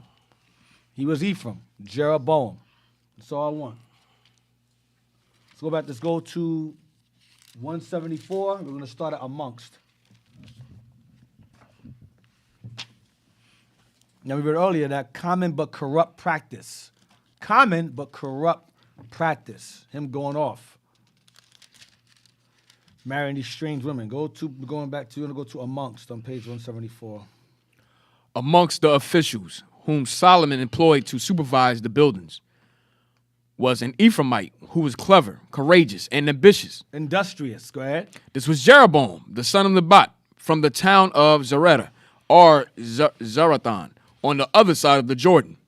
He was the son of a widow, thus free from paternal restraint. He could follow out his own impulses uncontrolled. So because he had no father figure, Wow. no father, son of a widow, he had no paternal restraint, no father to check him and say, hey, stay in line, son. That was absent in his life. He was the son of a widow. So it says that he ended up, his own impulses were uncontrolled. Like going up against Solomon, for example. Go ahead. Jeroboam had supervised the erection of the walls of Jerusalem and had displayed great skill and firmness in managing the bondmen. The heathens. Go ahead. Solomon was in fact so well pleased with him that he bestowed on him a high position in The territory of Ephraim. the territory of We're Ephraim. gonna stop at according to their custom on this page. Go ahead. The territory of Ephraim and Manasseh. Here, Jeroboam had the opportunity of becoming acquainted with the discontent of the people, which was probably strongest amongst the ever discontented Ephraimites. See that? So he had time to be amongst Ephraimites who did not like Solomon. He was among them, so he can exploit that and use it to his advantage. Their discontentment with Solomon being over them. Despite the prosperity under him, they said, we don't like this dude, man. Go ahead. The popular feeling accorded well with his ambitious plans, and he decided to utilize it when a favorable opportunity should occur. See? He decided to utilize that tribal dislike when opportunity will present itself. Continue. Solomon was guilty of the folly of permitting sacrificial altars to be built for various idols. It may have been his foreign wives who induced him to make his concession, or perhaps it was due to the foreigners, the Phoenicians, and other races who had taken up their residence in Jerusalem and had received permission to worship their gods in the land of Israel according to their custom. However, this may have been altars. Wait. Read it one more time. I missed something. Read again. Solomon again. Solomon was guilty. Solomon was guilty of the folly of permitting sacrificial altars to be built for various idols. His wives, go ahead. It may have been his foreign wives who induced him to make this concession. He did, go ahead. Or perhaps it was due to the foreigners, the Phoenicians, and other races who had taken up their residence in Jerusalem and had received permission to worship their gods in the land of Israel according to their custom. According to their custom, right. Like remember he made that deal with Hiram to have the heathens have a plot of land. It was crap, but he gave him a plot of land earlier on with the deal he had with Hiram among Northern Kingdom.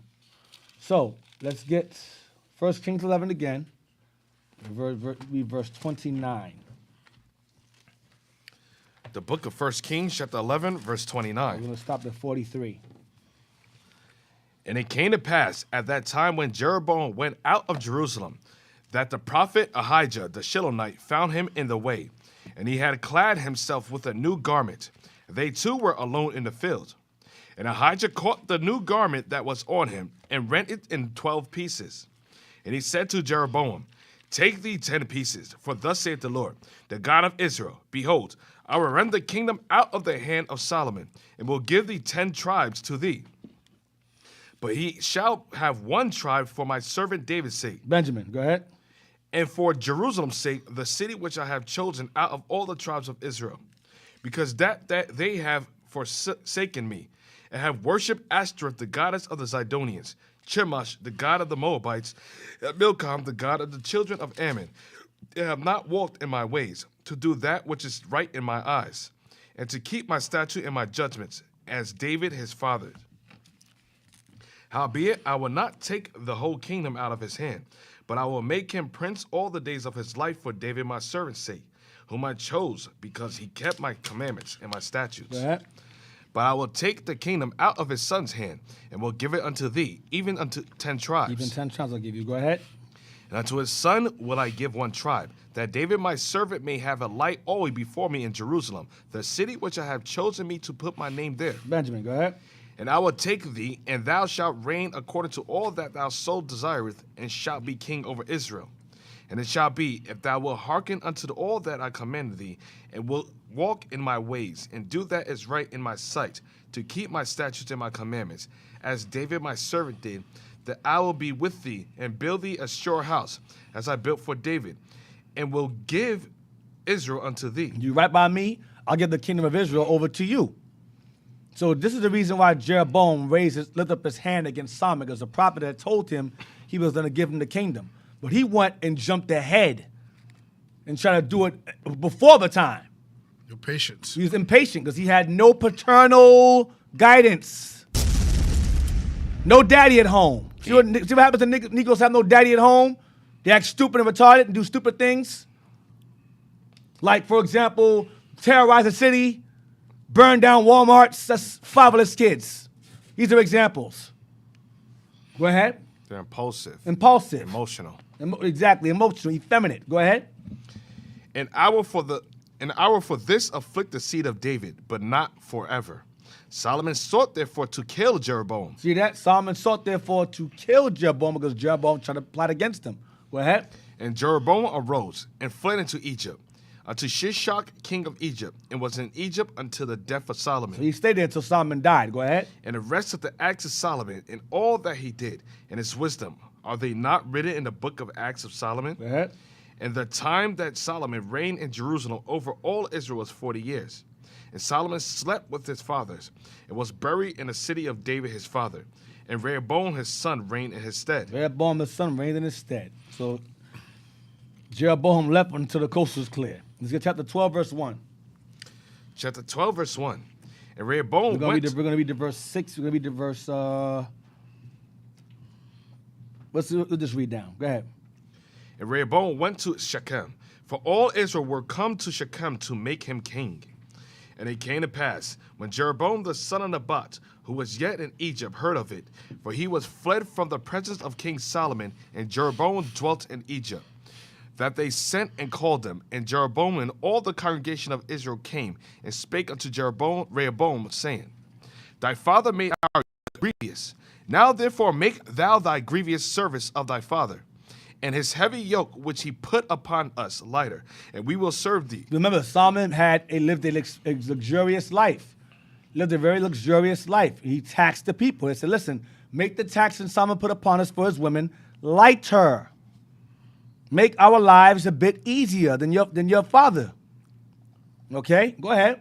And they went and they got Jeroboam. Remember, he was Ephraim. They went and fetched Jeroboam. So they went to Rehoboam and said, listen, Rehoboam, your father was rough on us. He's dead now. Be better to us, and we'll serve you. Go ahead. And he said unto them, depart yet for 3 days. Then come again to me. And the people departed. And King Rehoboam consulted with the old men that stood before Solomon his father while he yet lived, and said, how do you advise that I may answer this people? So he spoke to Solomon's counselors that were around, he's alive, and said, how do you propose I deal with the people? What do you advise? What do you suggest? Go ahead. And they spake unto him, saying, if thou wilt be a servant unto this people this day, and will serve them, and answer them, and speak good words to them, then they will be thy servants forever. But he forsook the counsel of the old men, which they had given him, and consulted with the young men that were grown up with him, and which stood before him. So, Judah. Listen to his boys he grew up with, rather than his elders, and listen to their counsel instead. This is That is common amongst Judah. that's black It's people. very This is black a black people. boy, definitely a black boy. That's the curse of being black. Let's continue. Let's continue reading on. And we saw the same examples amongst certain brothers that was amongst us. Yeah. They gathered together with their boys, counseled with each other, and made themselves head over the body, and disannul the elder, the vice of their elders. Yeah. And what happens? Chaos, Right. confusion, madness. Now you're standing on the screen with 2 legs up in the air, twerking. Now you're damn new twerk queen. You're the damn gullet queen of Israel. Right. Having Smoking, morning yeah. walks with men rather than You're having lonely walks with men, smoking minute. blunts. And, you don't have 1 minute. Might as well go on a rant. Yeah. Smoking blunts, having lonely walks with men, Right. talking about 2, now you have multiple wives, 2 Right. wives, In and a someone else's boyfriend. house. In someone else's house. Yeah. Damn. That's what happens when you listen to your friends. He got cancer, you got cancer. He's telling you how to kill cancer, but you got cancer. How do you know Right. how to cure cancer? You got cancer. Yeah. That make no sense. Want to kill yours first and teach me how to kill mine. Right. Exactly. So on that, we're gonna leave the niggas alone on a break. We're gonna go on a break now. So stay tuned. Hey, we got 38 seconds for niggas. We got 30 seconds left Yeah, for Negroes? yeah. Let's continue. Let's talking about continue the rant. So yeah, like we were saying, that's why we read earlier how Jeroboam had no paternal guidance, so he acted on impulse. He was compulsive. Likewise, these young black boys today, running around in Philly, pretending that they care about Walter Wallace, who was killed, destroying things, destroying stores, taking Instagram pictures of Henny bottles. Why? For Wallace, he's Sick. gone. Sick. That goes back to a fatherless house. And Dick, if you read the thing, there's 11 people that got killed behind that thing. Wow. So it's like they was fighting each other for whichever one that took something that they wanted. Right. And they're killing each other for, off for of killing that. each other, all for Walter Wallace. Yeah, okay, whatever. So we're going to take a break on that. Stay tuned. Shalom. Shalom. All right, shalom.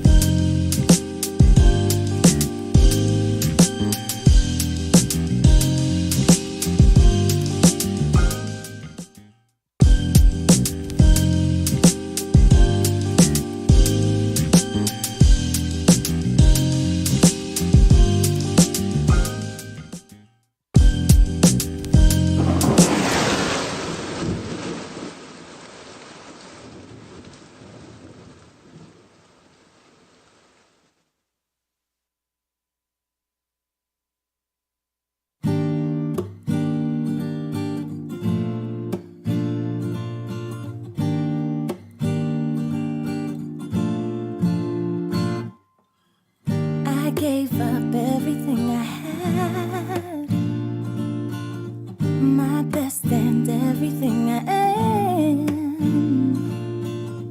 Now I'm throwing in the towel like it was nothing. I turned around and walked away like it was nothing. Now they saying, did we ever know the real you?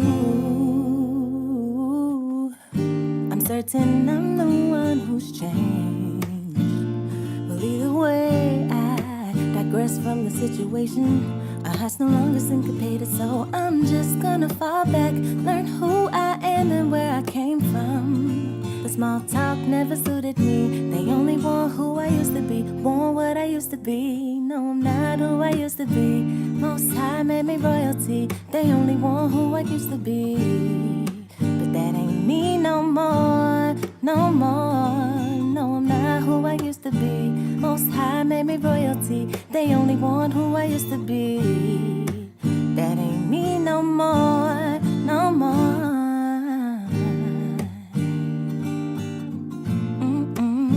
No, it really isn't. That ain't me no more, no more. My name, they changed. That ain't me. So I went and took back, I took back what's mine. Had them blinders on, now I see.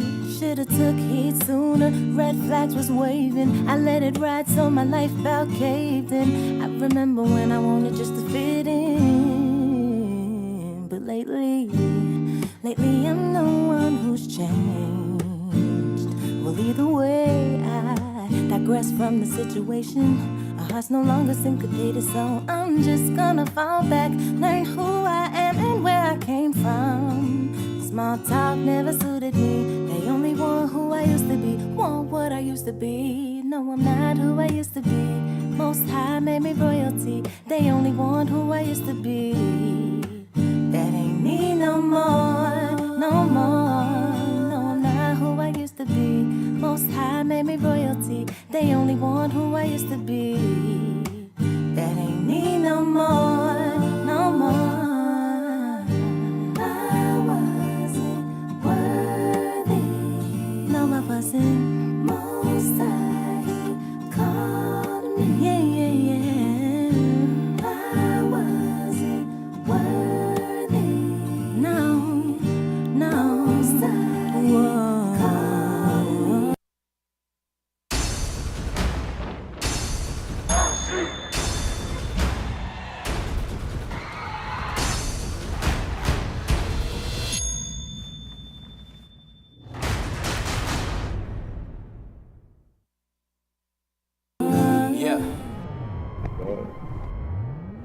What's going on? How you, man? I'm good, man. I'm doing better, you know? Did you know that Andre 3000 is worth $45 million? Nah, I didn't. I didn't think about it. I mean, what does it matter? Money is important, which is the reason we are gathered here today. If you would, you need money. We all need money. So, I need you to move this for me, man.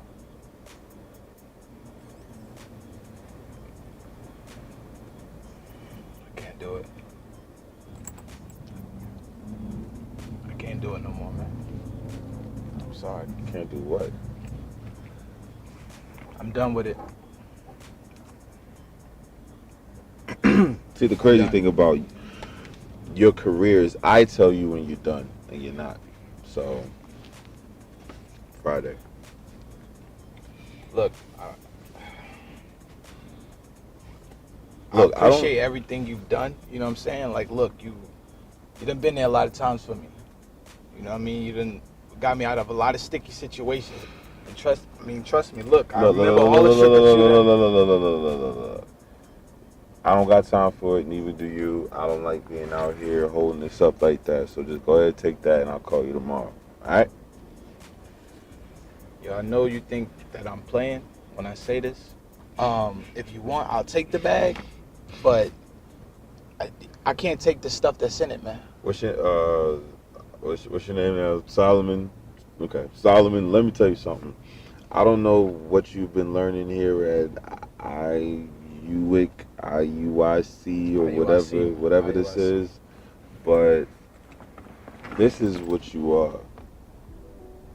You sell. You're a great salesman. Because if you don't, then we're just gonna have to replace you. So think just hold on to it. Think about it. But just think about it by Friday having my money. Alright? So after everything, that's how you do me? Yeah. You gonna give me the ultimatum of this or replace me? Like as if I don't know what that means? Come on, man. Funerals, they're not that expensive no more. Yo, you grew up with my big brother, man. And you know what happened to him. And you told me that no matter what, you was gonna hold me down. And now you telling me this? I can't do it no more, man. I just can't. It got my brother killed, and now you want me to die behind this? I mean, bro, listen, I'm going to the school now. I'm learning about, my history and all of that. Yo, we the Israelites, man. I can't keep doing this to my people. Like, you don't ever think about this shit, man? You don't ever think about the things that we doing out here? I'm done with it. I'm done. Listen, you do whatever you got to do. But I already spoke my piece. And if you feel like the thing you got to do is kill me, then so be it, man. Let it be on your heart. All right, man, get on my car. That's how you feel?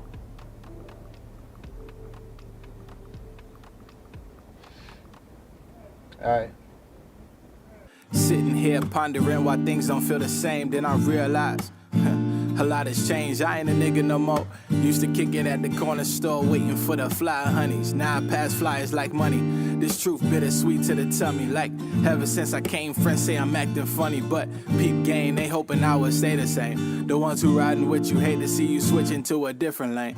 I call it driving from the passenger seat. How you my enemy? You used to hold me down in the streets. I was the closest with your mama and your favorite auntie. And now you mad cause we the chosen. Why you tripping on me? We used to be the best of homies. Now I'm barely ever around. Say I'm lost in my religion. Tell the homies I'm a clown. And they probably think I'm lame, but I'm caring lesser now. I be damned if I let the homie take my crown. No, I'm not who I used to be. Most High made me royalty. They only want who I used to be. That ain't me no more, no more. No, I'm not who I used to be. Most High made me royalty. They only want who I used to be. That ain't me no more. I wasn't worthy. No, I'm not who I used to be.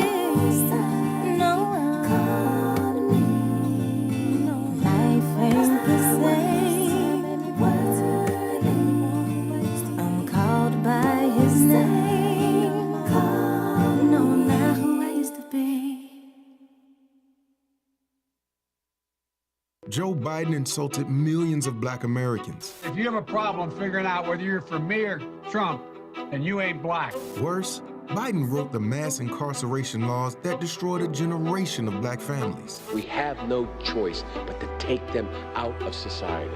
Away from my mother. Yes, this is Agent Berkeley, badge number 9955. Yeah, can you patch me to Chief Director Rosenbaum, please? Hey, Scott. Yeah, it's Agent Berkeley here. He didn't go for it. Understood. Yeah, we'll see if we can get another one. All right, thanks.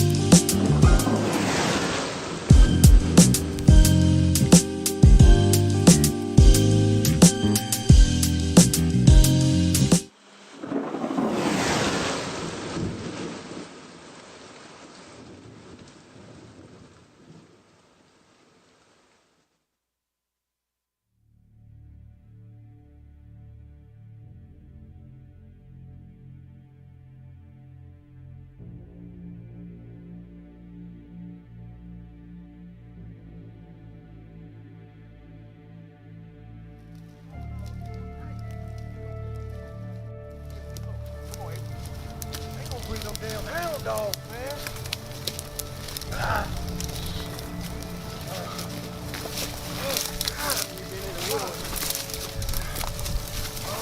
Come on, man. Bring your slow ass on. Come on, bro. Damn. How long we been at this? Been out here for a while.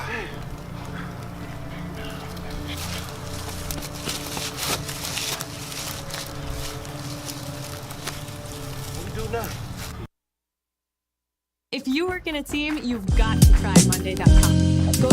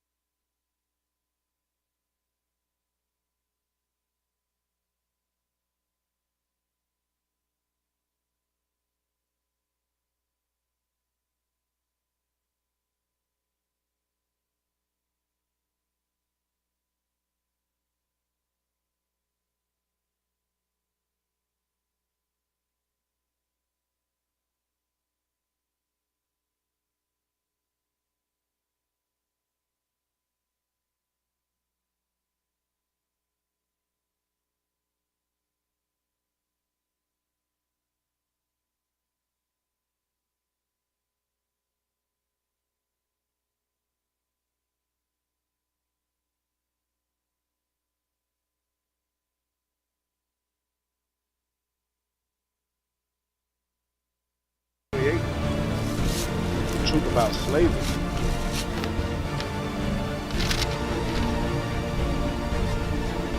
What does this mean? Ask him. Where you go? Where you go?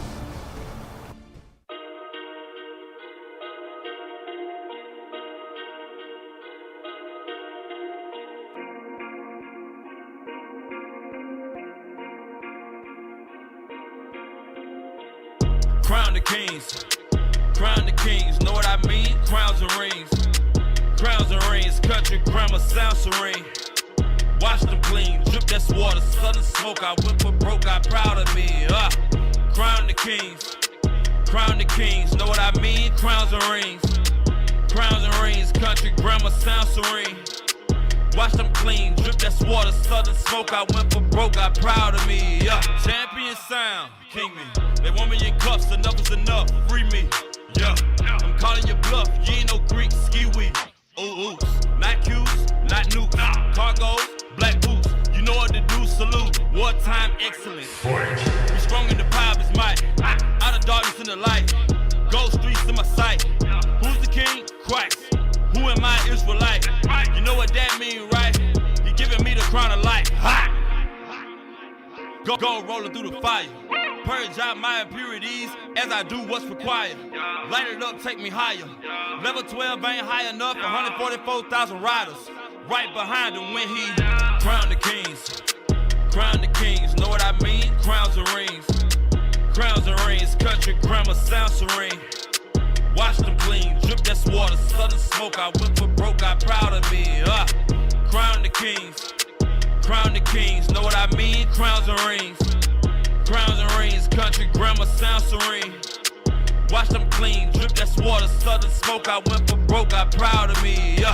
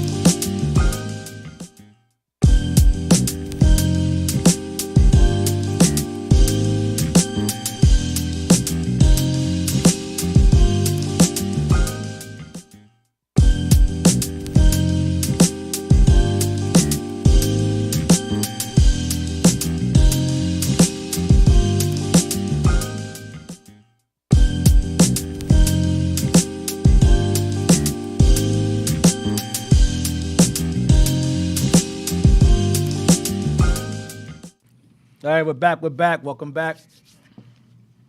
All right, so where were we? We're in 1 Kings 12, right? Yes, sir. All right. What verse are we in? We're in Verse 9. Verse 9, right. Go ahead. The book of 1 Kings, chapter 12, verse 9. So at this point, Rehoboam did not decide to go against the counsel of his father's elders and counselors and go along with his boys that grew up with him, young boys who knew nothing at all. Go ahead. And he said unto them, What counsel give ye that we may answer this people, who have spoken to me, saying, Make the yoke which thy father did put upon us lighter. And the young men that were grown up with him spake unto him, saying, Thus shalt thou speak unto this people that spake unto thee, saying, Thy father made our yoke heavy, but make thou it lighter unto us. Thus shalt thou say unto them, My little finger shall be thicker than my father's loins. Disrespectful. He's disrespectful, man. He said, man, listen, man, my little finger's gonna be thicker than my father's penis, man. I'm gonna be hard on you all than my father's rod. Damn. That's what he's saying. This dude's disrespectful. His boys told him that his boys told him, tell the people, listen, my father was hard on you. Man, you ain't seen nothing yet. I'm gonna be harder on you. I run things. I'm the boss. He said this is the advice his friends gave him to give to us. Because Judah is retarded. We are simple as hell. We don't. Solomon had a reputation. No. We don't. We don't. We don't. Come on,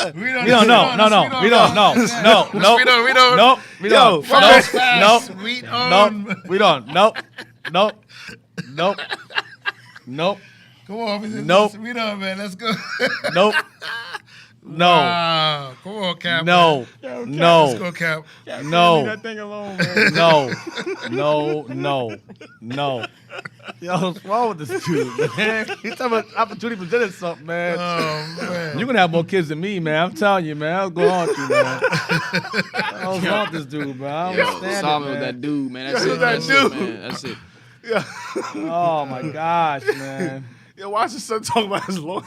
Yo, I don't Yo, know, this man. all throughout the script is talking about Solomon's loins. I don't know, man. No, Dad. Don't try to open it. Don't try We to know, open man. it. We know, Don't right? try to open it for that, man. Don't do it. Let's go. We're gonna continue. We're gonna go. Verse 11. Verse 11. Verse 11. And now we're at. Come on.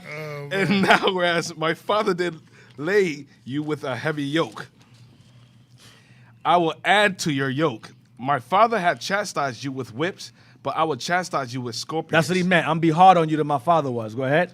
He's flexing. For no reason. He's basically flexing on the people. He had no reason to do that, but his boys saying, yo, man, you gotta make your presence known, man. You the king now. Yeah. Make your presence known. Let them know you don't play no games. You the man. But you're the man, and there was no need for that. All they asked was to make the taxes lighter, be easier on us, and we'll be all right. We'll serve you without problem. But listen to his boys. It was all the Lord.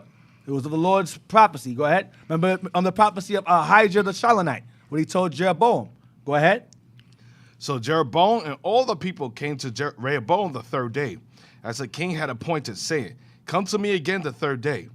And the king answered the people roughly, and forsook the old man's counsel that they gave him. Go ahead. And spake to them after the counsel of the young men, saying, My father made your yoke heavy. I will add to your yoke. My father also chastised you with whips, but I will chastise you with scorpions. I'll make your life harder. Go ahead. Wherefore the king hearkened not unto the people, for that cause was from the Lord, that he might perform his saying which the Lord spake by Ahijah the Shilonite. So that prophecy had to come to pass. Rehoboam had to be an idiot for the time being to make the wrong decision in order for the prophecy of Ahijah come to pass to strip the kingdom from Solomon's line. Half the kingdom. Go ahead. The Shilonite unto Jeroboam the son of Nebat. Go ahead. So when all Israel saw that the king hearkened not unto them, the people answered the king, saying, What portion have we in David? Neither have we inheritance in the son of Jesse.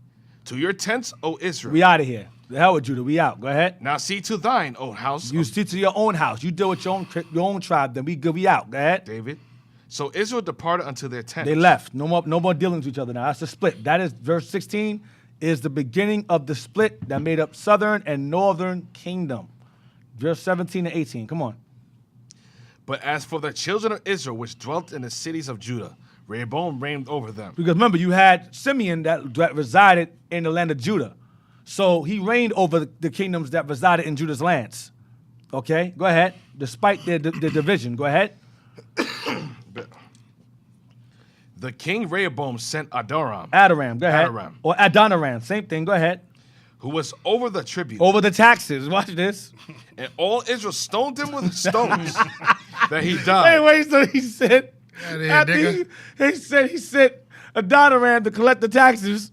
They said, you come here to collect taxes from us? Man, they kill that dude, man. They beat him with stones. Go ahead. Damn. That he died. Go ahead.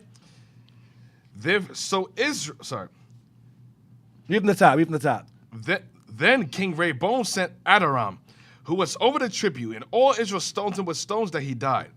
Therefore, King Rehoboam made speed to get him up to his chariot. We out of here. Because he was there too. So he's like, we out. Get out of here. This dude go. To flee to Jerusalem. He dipped. He came there with him. Where my money at? Where the taxes at? The taxes? What? Get out of here, man. Get out of here, nigga. Get out of here, man. We don't deal with you no more. The hell with you and your taxes. All right, so now let's get 19. Read on down to 19. So keep that name in mind. Keep that name in mind. Adoram. Keep that name in mind. We're gonna read to verse 33. Go ahead.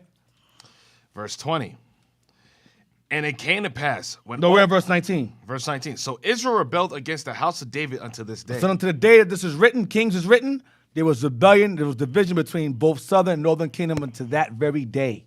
That Kings was written. Go ahead. And it came to pass, when all Israel heard that Jeroboam was come again, that they sent and called him unto the congregation, and made him king over all Israel. There was none that followed the house of David, but the tribe of Judah only. Go ahead. And when Rehoboam and Benjamin also came behind. Go ahead. And when Rehoboam was come to Jerusalem, he assembled all the house of Judah with the tribe of Benjamin, and 180,000 chosen men, which were warriors, to fight against the house of Israel, to bring the kingdom again to Rehoboam the son of Solomon. So Rehoboam was going to come and take the kingdom back by force with Benjamin. Now that's the problem right there. Judah and Benjamin together is a problem. A serious problem. With who are warriors. That's a serious problem. You know it's a problem when Benjamin alone can handle all 11. the 11 tribes. Yeah. That's crazy. So you got Judah and Benjamin together? Woo! So watch what happens. Watch this. Go ahead. But the word of God came unto Shemaiah, the man of God, saying, Speak unto Rehoboam, the son of Solomon, king of Judah, and unto all the house of Judah and Benjamin, and to the remnant of the people, saying, Thus saith the Lord, ye shall not go up, nor fight against your brethren, the children of Israel. Don't fight them. Go ahead. Return every man to his house, for this thing is from me. This division is from me. It's of me. Leave it alone. Go ahead. They hearkened therefore to the word of the Lord, and returned to depart according to the word of the Lord. Go ahead. Then Jeroboam built Shechem and Mount Ephraim. He built Shechem and Mount Ephraim. Go ahead. And dwelt therein, and went out from thence, and built Penuel. And Jeroboam said in his heart. Remember, this is the dude I was raised without a father. Stupid impulses. Okay, go ahead. Now shall the kingdom return to the house of David. If this people go up to do sacrifice in the house of the Lord. If the people go up to the temple to sacrifice in Jerusalem, go ahead. Then shall the heart of his people turn again unto their Lord. You'll turn back to Rehoboam. Go ahead. Even unto Rehoboam, king of Judah. And they shall kill me, and go again to Rehoboam, king of Judah. So this dude was afraid, despite the prophecy that was told him he was going to have power over the 10, he still had fear that the 10 would turn against him and go back to Judah. Because he was an idiot. Like Rehoboam was an idiot. He had two idiots ruling over our people at this time. Go ahead. Whereupon the king took counsel, and made 2 calves of gold, and said unto them, It is too much for you to go up to Jerusalem. So unfortunately, Jeroboam was a bigger idiot. He said, let's serve other gods. I'm going to get them idols to worship. Rather than leave me, I'll have them go and sin first. This madness. Go ahead. Behold thy gods, O Israel. Behold thy gods, O Israel. You don't got to go to Jerusalem. Here are your gods right here. Go ahead. Which brought thee up out of the land of Egypt. These are the gods that brought you out of Egypt. These golden calves that Aaron made back in the wilderness that they got killed for doing. That Israel got killed for in the wilderness. Yeah, and Dick, remember he just came from Egypt too. Yeah, that's right. He escaped from Egypt. Yep. So he got knowledge of that. He came out of Egypt. He came back from Egypt. Heavy. With all these damn idols. All them idols. He brought the idols over here with him. He grew up, yeah. Go ahead. Simple as hell. Go ahead. And he set the one in Bethel. He put one in Bethel. And the other put he in Dan. Another one in Dan. Dan went way the hell off. So much that Dan took it to another Dan, level. damn, they got a right. The Most High just shrunk them into nothing down there. Dan. Go ahead. And this thing became a sin, For the people went to worship before the one even unto Dan. Go ahead. And he made a house of high places, and made priests of the lowest of the people. He made low lives the priests of these idols. Go ahead. Which were not of the sons of Levi. Which are not Levites. Go ahead. And Jeroboam ordained a feast in the 8th month. Then he made up his own feast day. On top of that, go ahead. In the 15th day of the month, like unto the feast that is in Judah. And he offered upon the altar. So did he in Bethel sacrifice unto the calves that he made. And he placed in Bethel and priests, the priests of the high places which he made. Lower the people. The lowest of the people, he made them priests to offer sacrifices to those idols. This guy was a demon. Go ahead. So he offered upon the altar which he had made in Bethel the 15th day of the 8th month, even in the month which he had devised of his own heart. In the month what? Even in the month which he had devised of his own heart. He made it up.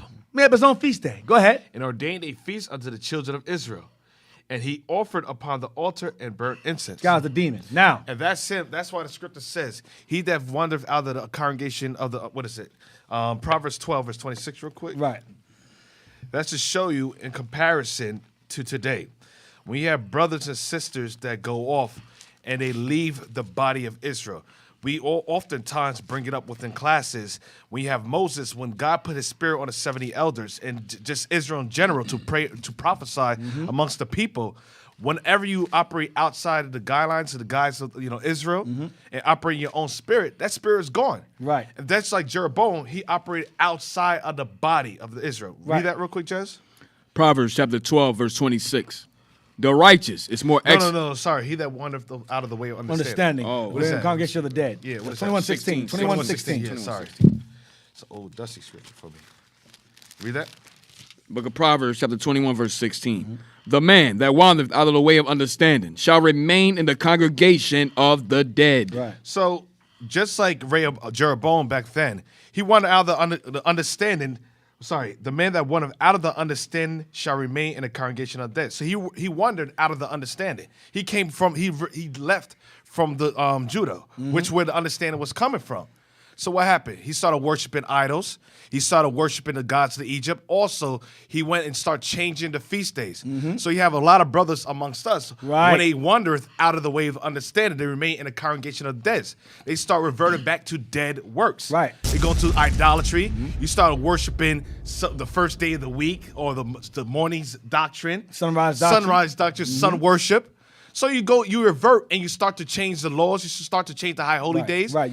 And a lot of people, even like saying in the old school, you have brothers that revert right back to the Christian religion. Yep. You go right back into the gods that you used to serve. Yeah. When you leave the body of Israel, the Most High always has certain spirits ordained as a collective, as a nation. When you wander outside of that collective, when you wander outside of that unit, you start to change things. You start to make things up because the spirit is within the body. The spirit is not within the individual. Yep. The Most High will use a person, then he will pour his spirit upon everybody else connected to that individual. Right. And the book, like the book says, it says his own compulses uncontrolled. That was going back to Jeroboam. Okay, a lot of these dudes grow up in fatherless households. And they have uncontrolling impulses. They make things up. First the Sabbath is sundown. Now it's sunrise. Then Passover, you can keep Passover. You can have ravioli and chicken and all kind of French fries on Passover. Now it's done away with. Now it's done away with altogether. Now Christ nailed it to the cross. You can smoke now, dude. Now you can get high now. Yet you say that the Sabbath is done away with because Christ nailed it to the cross, but you're wearing fringes, which were instituted based upon somebody breaking the Sabbath. Again, that goes back to uncontrolled impulses. Now let's go to 1 Kings 16. And that's that young mentality. Yeah. People think that they could, and that's why you see a lot of pop-up Israelite camps, and that's why you see them changing the understanding, because listen, you can't do this on your own. Nope. You young men think that you have 5-10 years in the truth. No, you're not seasoned. Right. You got 3 years in the truth, you're an elder. 1 Kings 16:23. 1 Kings chapter 16, verse 23. In the 31st year of Asa, king of Judah, began Omri to reign over Israel. 12 years. 6 years reigned he in Tirzah. And he bought the hill Samaria of Shamar for 2 talents of silver, and built on the hill, and called the name of the city which he built after the name of Shamar, owner of the hill, Samaria. But Omri wrought evil in the eyes of the Lord. This King Omri, go ahead. And did worse than all that were before him. He was the worst of the worst, Omri. Go ahead. For he walked in all the way of Jeroboam the son of Nebat, and in his sin wherewith he made Israel to sin. So Jeroboam's sin, that thing transcended generations, including his descendant Omri. Go ahead. For he walked in all the way of Jeroboam the son of Nebat, and his sin wherewith he made Israel to sin, to provoke the Lord of God to anger with their vanities. Now the rest of the acts of Omri which he did, and his might that he showed, are they not written in the book of the Chronicles of the kings of Israel? So Omri slept with his fathers, and was buried in Samaria, and Ahab his son reigned in his stead. Ahab. So this is the father of Ahab, the infamous king that was run by his wife Jezebel. Go ahead. And in the 38th year of Asa, king of Judah, began Ahab the son of Omri to reign over Israel. So when Asa was ruling over Judah, Ahab was over Israel. Go ahead. And it's split. Back we read about earlier in 1 Kings 12 and 16. Go ahead. And in the 38th year of Asa, king of Judah, began Ahab the son of Omri to reign over Israel. And Ahab the son of Omri reigned over Israel and Samaria 22 years. Go ahead. And Ahab the son of Omri did evil in the sight of the Lord, above all that were before He was him. the worst of the worst. Go ahead. And it came to pass, as if it had been a light thing for him As if that wasn't enough. Go ahead. to walk in the sins of Jeroboam, the son of Nebat, that he took to wife Jezebel, the daughter of Ethabaal, king of the Zidonians, and went and served Baal, and worshipped him. So it says not only did he go and bring Israel going to idols, he also Ahab went and married the daughter of Ethbaal, king of the Zidonians or Canaanites or Sidon, king of the Zidonians or Sidonians with an S, and went and served Baal and worshipped him. Okay, so keep that name in mind, Ethbaal. Ethbaal is the father of Jezebel. Okay, read on. And he reared up an altar for Baal in the house of Baal, which he had built in Samaria. And Ahab made a grove. And Ahab did more to provoke the Lord God of Israel to anger than all the kings of Israel that were before him. He was just as bad as his father. He was almost as bad as Omri was. So like father, like son. Now. Let's get history again. We're going to get page 194 now. And we're going to start at... let me go to it. I will see side And stuff that there. also goes into, like I said, when you look at the history of the kings of Israel, Northern Kingdom, down their line, their lineage, from Jeroboam downwards, you didn't really see any good kings whatsoever. It was no good kings out of the Northern Kingdom. No, none. Which shows you when Christ says salvation is of Judah, it means it's through Judah the understanding and knowledge is going to come out. It's through Judah will show the remainder of the tribes how to properly worship the Most High, the Father. Because people, like I said, just like we was talking about earlier, where you have the brothers that leave the body thinking that they could establish their own entity and do things in their own, the Spirit's not given to them. Just like the Spirit wasn't given to the Northern Kingdom to rule by themselves. Right. That Spirit was always given to Judah. You cannot go against the Scriptures. Nope. And establish your own. That shows you this whole thing is spiritual. The Most High says, the Most High exalteth and sanctifies, some he is ordained and made close unto him. So going with the Spirit, you cannot go against the course. You cannot go against the course of the river. You might as well just go with the flow of the river. Right. That's the problem. Even with Northern Kingdom that leave, a lot of Northern Kingdom leave and try to say, oh, we could do this without Judah. And where are they now? Right. Where's the camps? Where's the teachings? Right, Gone. where's the camp teachings? None, gone. None. Yeah. Follow the course. Right. And also, this is where, when you start reading about that, this is where you get the strangers, the heathens, right, the Greeks, and We're getting that to kind that, of yep. stuff. We're Right. getting up to that, This yep. is what, Yeah. once you start reading from there, that's when we read in the New Testament. That's what Paul was Right. referring I to. brought that out last week. So Right. we're going. That's why I said we're going backwards. We're going back before that. So let's read on. We're gonna read page 194 to page 197. We got a lot to read.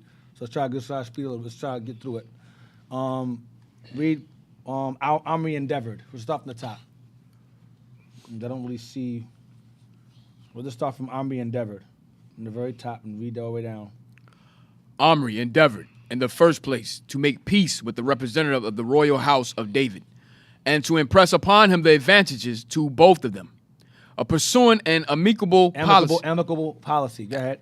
Amicable policy. They might in that way obtain their former sway over the countries which had once been tributary to them. For a long time, friendly relations were actually established between the two kingdoms. Southern Kingdom, Northern Kingdom. Go ahead. And they supported instead of opposing each other.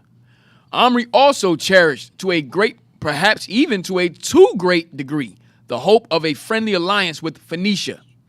He desired that a part of the riches which their extensive maritime expeditions and trade introduced into that country. Phoenicia is going back to the Zidonians, the ancient Zidonians or Canaanites that had possession of that land. All right? That land was referred to as Phoenicia. All right? Read on. Might also flow into his own kingdom. At this time, various kings had waited to the throne in Tyre through the blood of their predecessors until at length Ethbaal, remember Ethbaal, go ahead. A priest of Astarte. This Ethbaal or Ethbaal is the father of Jezebel. We read that name earlier. Go ahead. Ascended the throne after the murder of his predecessor Phallus. Right, go ahead. The disastrous occurrences in Phoenicia had greatly weakened the land. So the disastrous occurrences in Phoenicia made the land weak. Go ahead. The great families had been compelled to emigrate and had founded colonies on the north coast of Africa. So there was war going on within the Zidonian kingdom. The Zidonians. This is Hiram's family line. This is Hiram's family. So it says what? It says what? Read it again. The disastrous what? The disastrous occurrences in Phoenicia had greatly weakened the land. Go ahead. The great families had been compelled to emigrate. Great families have been compelled to emigrate. The great families or royal families have been compelled to leave this area of land. Watch this. And had founded colonies on the north coast of Africa. Carthage. Northeast Africa and other parts of Greece and so forth. We're going to find out who that is, who this is later on. And Israel followed behind them also. Israel was amongst them, mixing amongst them. This goes back to Hiram. Remember, Hiram's mother was Northern Kingdom. So you had Northern Kingdom that decided to flee along with them to these areas on the north coast of Africa, which would be Carthage. Keep that knowledge and information, keep that understanding in mind. It's going to be very important as we proceed on. Go ahead. The kingdom of Damascus, which had acquired great power, sought to obtain possession of the productive coastline of Phoenicia. Ethbaal, therefore, had to strengthen himself by means of alliances. Syria was trying to take over. Go ahead. The kingdom of the 10 tribes was nearest to him. Right, because we live right there. We shared the land. Go ahead. Omri and Ethbaal therefore had common interests, right, and formed an offensive and defensive treaty. The league desired both powers was the league desired by both powers was confirmed by an intermarriage. Was confirmed by an intermarriage. Some did the same thing. It was business. Through alliance, they intermarried through alliances to form treaties and family bonds. So Omri decided to marry marry into Ethbaal's family. Go ahead. Omri's son Ahab married Ethbaal's daughter Jezebel. Here we go. A marriage. Jezebel or Isabel, same name. Go ahead. A marriage which was fraught with disastrous consequences. A marriage which was fraught with disastrous consequences. Go ahead. Omri, fortified by this alliance, could now venture to think of undertaking warlike expeditions. He had a fighting power on his side. Go ahead. He captured several towns of Moab, which had emancipated itself under Jeroboam's rule, and compelled it to become once more tributary. Go ahead. He forced the Moabites to send herds of oxen and rams every year. As tribute. Next page. As tribute. As however. Hold on. Right there is good. As however, a sort of alliance existed between Moab and Aram, and an instance of Israel's power was watched. An increase of Israel's power. Sorry, an increase of Israel's power was watched by Aram with a jealous eye. The Aramean king of Damascus, Ben-Hadad I, declared war against Omri and recovered some of the cities he had taken. Omri was forced to accept peace with Ben-Hadad on hard terms and bound himself to open the caravan roads through the kingdom of Israel and to allow free passage through the land. Omri thereupon entered into a closer alliance with the kingdom of Tyre and pursued the plan of assimilating his people to their Canaanite neighbors. Whoa, what did Omri do again? Come on. Omri thereupon entered into a close alliance with the kingdom of Tyre and pursued the plan of assimilating his people to their Canaanite neighbors. Of assimilating northern kingdom into Canaanite customs. Into Canaanite customs. So northern kingdom. Now you see where that what's that, how you call it? The voodoo? Yeah, that's Brujeria, all that stuff. That's where it That's where it came came from. from. Yep. That's where it comes from. Go ahead. Why should he endeavor to keep Israel separate from the surrounding peoples? What would it not be wiser and better to permit the kingdom of the 10 tribes to assume a Phoenician or Tyrian character? See that? Let's become Phoenicians. Let's become Tyrians. Let's become Canaanites. I go back to Ezekiel 25. You shall be as the heathen. Same thing again. Go ahead. United as they were in language and customs, might not the two races become more closely welded together if the Phoenician form of worship were introduced into the kingdom of Israel? Omri led the way to this union. He introduced the service of Baal and Astarte as the official mode of worship. He built a temple for Baal in his capital of Samaria, ordained priests, and commanded that sacrifices should be universally made to the Phoenician idols. He desired to see the worship of the bull, as observed in Bethel and Dan, abolished. It seemed to him too distinctly Israelitish in character, and to be likely to maintain the division between the Israelites and Phoenicians. Right, so he felt there was a problem if we maintained ourselves as Israelites while being allied with Canaanites. We should just become Canaanites too. Let's be Americans. The hell with being an Israelite, the hell with that, let's be Americanized. Right. Same thing, he's pushing the same thing. Wow. He's pushing democracy. That's what he was pushing. That's why I said he did worse than all the kings before him. This guy was the worst. Omri was the worst. Go ahead. And also, D, that also proved that the Samaritans were Israel. Yeah. Remember it says in the capital of Samaria. Go back down a bit. Where is it? Right there. It says Baal and Astarte as the official mode of worship. And he built a temple for Baal in his capital of Samaria. Right, and that's what the scripture says, right? Right. Isaiah, is it Isaiah 7 and 8? Oh, yeah, 7 and 8, yeah. Go ahead. Jehovah adored with or without a visible image was too striking a contrast to the Tyrian Baal or Adonis. Hold on, Jehovah adored with or without a visible image. Jehovah adored with or without a visible image. That means we had depictions of the Father. We had depictions of the Son as well amongst us. Go ahead. Was too striking a contrast to the Tyrian Baal or Adonis for Omri to permit his worship to remain. So one God had to go. One God had to go, and Omri said, get rid of the God of Israel. Get rid of that one. Go ahead. Omri's innovations were of far greater import than those of Jeroboam. Or to speak in the language of the Bible, he acted yet more sinfully than his predecessors. He was the worst. Worst Negro ever. Go ahead.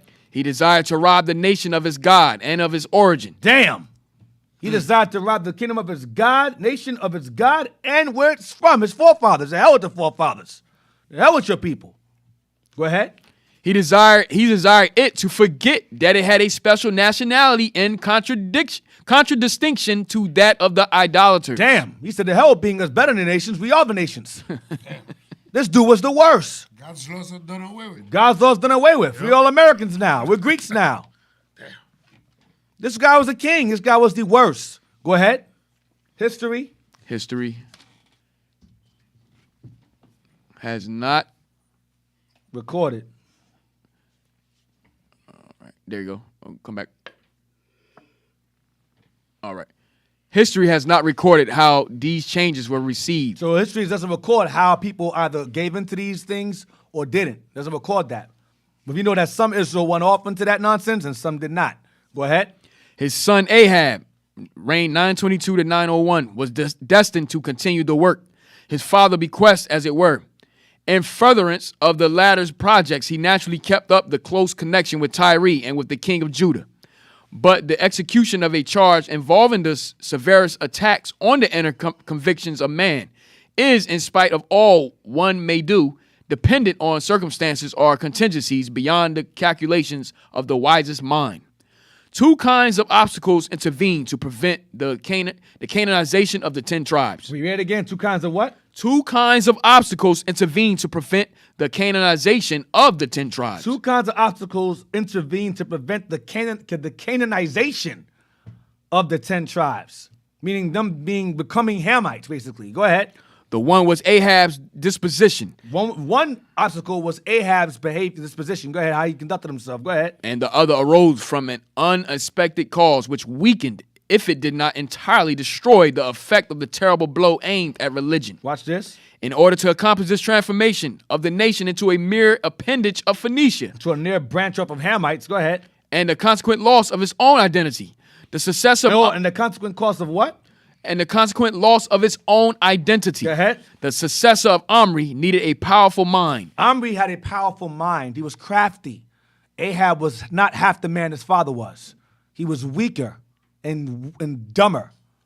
Go ahead, watch this. An unbending will, an unyielding severity. So in order for you to assimilate your people into another heathen culture, you have to have a powerful mind, an unbending will, and an unyielding severity to crush all opposition with a strong hand. That's what Esau has. Esau has a powerful mind, an unbending will, and an unyielding severity to make sure that Negroes become Americans. Not Israelites, but Christians, Americans, Democrats, Republicans. That requires power and a powerful mind. Right. You can't be weak to do that with a nation. You gotta be strong and unyielding, meaning unmerciful. Don't play around. Ahab was not that kind of person. He wasn't like that. Continue.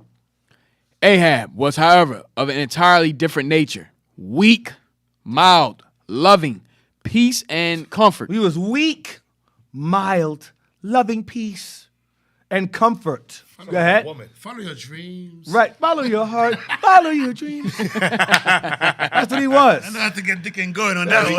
Hey, we got that's a soundbite. Follow your heart. Follow your dreams. Go ahead. Hey, soundbite. Oh, man. Go ahead. Where you going? Why you moved it? Why Stay you where you're moving? at. Stay where you're at. Stay where you're at. What are you doing? Brothers are doing different things over there. Come on, man. Back it up. Right Back it there. up. Stay there. Leave Leave it it. was. Leave it where it was.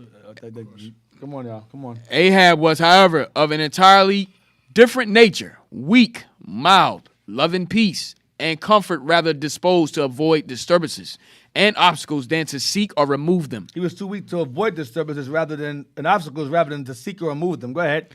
Had it rested with him alone, he would have abandoned his father's system and given himself up to such enjoyments as the royal power granted him, regardless of what the future might bring. In other words, he didn't care about that stuff. He just wanted to live peacefully. He wanted to just be king and just live and whatever. He didn't care about no assimilation into being a Hamite or any of his father's exploits. He didn't care about that stuff. He was completely opposite of his father. Go ahead.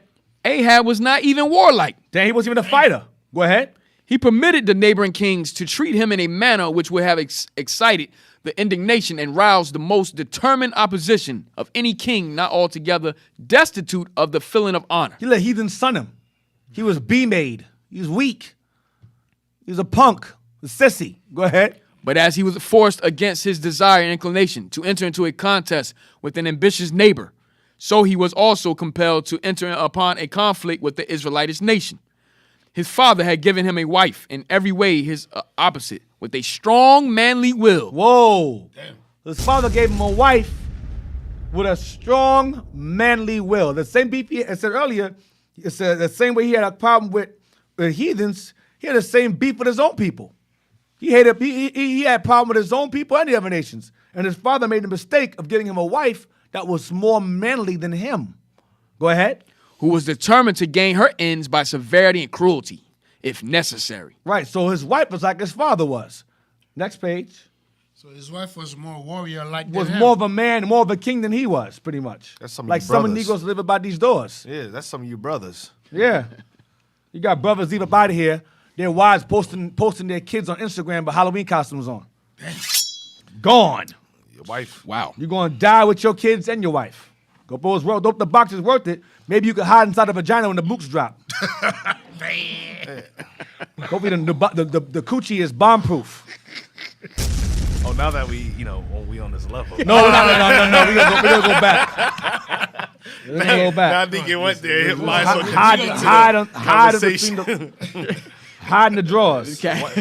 White bending him over. Yeah, pretty much. Damn. Spike, nigga, spike. You ain't wash behind your ears. You ain't wash behind your ears and nothing. Your wife's a health inspector. Somebody ramming you out. She'd be like, "Who's the king? Wife." Yeah, exactly. Read on, Jezebel. We're gonna stop at unrighteous actions on page 187. Come on. Yes, sir. Jezebel, the Phoenician princess, whose father had filled the post of priest to Astarte, before he obtained the throne, was filled with enthusiastic eagerness to carry out the plan of Canaanizing the people of Israel. So the same plan that Omri had, Jezebel wants to fulfill that plan. Further it. Go ahead. Either from a perverted ideal or from political considerations. She desired to amalgamate the Israelitish people with her own. Amalgamate means mingle them together, mix them together, make them one nation. Go ahead. And make Tyrians and Israelites one nation. Make Tyrians or Canaanites and Israelites one nation under God, indivisible, with liberty and justice for all. Sound familiar? Sound familiar, right? Go ahead. She continued the work commenced by Omri with energy and mercilessness, and led her weak-minded husband into all kinds of oppressive and unrighteous actions. Weak-minded husband into all kinds of oppressive and unrighteous actions, like celebrating Halloween, Thanksgiving, New Year's, Christmas, birthdays, democracy, Christianity, just like that. Go ahead. Jezebel's gloomy and obstinate character, with her uncontrollable energy, was the cause of a ferment and commotion in the kingdom of the 10 tribes. We're going to stop where it says, what did I say? Unrighteous actions. Is that it? Yes, sir. That's it. Sorry about that. Yes, sir. Now, let's get Omri. Wikipedia, Omri. I'm going to get some more detail from Wikipedia on Omri. I will use Wikipedia. I don't give a damn what black people say, because your opinions don't matter. You barely even exist to me, to be honest. That's right. You're just like nuclear bomb food or something. For those of you that are new on here, when we say black people, we mean the black mentality. Right. The ignorance coming from our people that don't know who they are, because that's the Negro mentality. And the Israelites that know who they are, but they're retarded. That's an uneducated and mentality. Don't know they're retarded. American-minded. Yeah, Right. American-minded Negro. Right. All right, do you want me to start at Omri, correct? Yeah, I'm sorry. Let me go there with you. I'm sorry. Yes, sir. What I want you to start at. That's why the Most High can't use a weak brother. You cannot. You cannot. And we can listen, we don't want weak brothers next to us. We'll curse you out. We're going to click on the Amr Isaiah dynasty. 3 and 12. We're going to go to the Amr dynasty. Shows you the destruction a weak brother could do to the nation. It's a long time ago. So And putting a weak brother in position of power. That's the worst thing you could do. Next thing you come into the congregation, you got women sitting on the men's side, women up in the congregation. Yo, Women bro, what you sitting down on the podium? Yeah, sitting on the podium. That's why every man should rule in his own house. Mm-hmm. If a man does not know how to rule his own house, how can he take care of God? Right. Read that. Read the Amr dynasty. Go to the short-lived dynasty. Let's go there. I don't know why I wrote this down. I wrote this down a long time ago. I'm just going to just figure it out as you go. It'll just come to me. Go ahead. The short-lived dynasty founded by Omri constituted a new chapter in the history of the northern kingdom of Israel. It ended almost 50 years of constant civil war over the throne. There was peace with the kingdom of Judah to the south, and even cooperation between the two rival states, while relations with neighboring Sidon to the north were bolstered by marriages negotiated between the two royal courts. Mm-hmm. The state of peace with two powerful neighbors enabled the kingdom of Israel to expand its influence and even political control in Transjordan. And these factors combined brought an economic prosperity to the kingdom. Go, move it up. On the other hand, peace with Sidon also resulted in the penetration of Phoenician religious ideals into the kingdom and led to the culture conf between traditionalists as personified by the prophet Elijah and his followers, and the aristocracy as personified by Omri's son and heir Ahab and his Right, there consort. was a cultural battle between righteousness and wickedness. And Elijah was at the forefront of that, and Ahab was at the forefront, or Jezebel at the other. Go ahead. And his consort Jezebel. In foreign affairs, this period paralleled the rise of the kingdom of Aram based in Damascus. And Israel soon found itself at war in the northeast. Most threatening, however, was the ascendancy of Assyria, which was beginning to expand westward from Mesopotamia. The Battle of Karkar, 853 BC, which pitted Shalmaneser III. Which pitted Shalmaneser III. Go ahead, Assyria. Which pitted Shalmaneser III of Assyria against a coalition of local kings, including Ahab, Right. was the first clash between Assyria and Israel. It was the first in a series of wars that would eventually lead to the destruction of the kingdom of Israel in 722 BC. By Shalmaneser V. Go ahead. And the reduction of the kingdom of Judah to an Assyrian tributary state. Go ahead. In 841 BC, the Assyrian king Shalmaneser III campaigned along the Mediterranean coast and forced Jehu to pay tribute. Assyrian kings frequently referred to Omri's successors as belonging to the house of Omri. Right, Bits Humuria. All right, house of Omri. His successors as the house of Omri. Keep that in mind. Keep that in mind. Let's go to Dido. Let's go to Dido now. Go to Dido. You read earlier in this book about how I think that was page 1. What was that? 190, where it says that due to issues, they fled to parts of Africa. Remember that? Hopefully y'all paying attention. Where I read earlier, it says disastrous occurrences in Phoenicia had greatly weakened the land. The great families had been compelled to emigrate and had founded colonies on the north coast of Africa. Because the Sidonians or Tyrians or ancient Phoenicians started getting weakened, started to become weakened in power. So they started to lead it based upon internal fighting, and they fled to areas of Africa. Read here. Dido. Ancient Greek pronunciation, jump down. Also known as Alyssa or Elissa. That's another name for her, Dido or Alyssa. Go down to chronology. Right there, click on chronology. Click that. Yeah, read that. This understanding of the chronology related to Dido and her company resulted in the following dates for Dido and her intermediate relations as derived from F.M. Cross. But there was an argument about whether she existed or not, and she did. Go ahead. Baal Esar II. Right, Baal Esar II was the father of Ithbaal, okay, the father of Jezebel. Go ahead. Reigned from 846 to 841 BC. You got Matan I, 840 to 832 BC. 839 BC, Dido was born in Tyre. Right, she was born in Tyre. Go ahead. 831 BC, Pygmalion in Phoenicia, which is rendered in the Greek tradition as Pygmalion begins to reign. 825 BC, Dido flees to Tyre in 7th year, and Pygmalion after the death of Asubis. Come on. 825 BC, and possibly sometime thereafter, Dido and companions on Cyprus.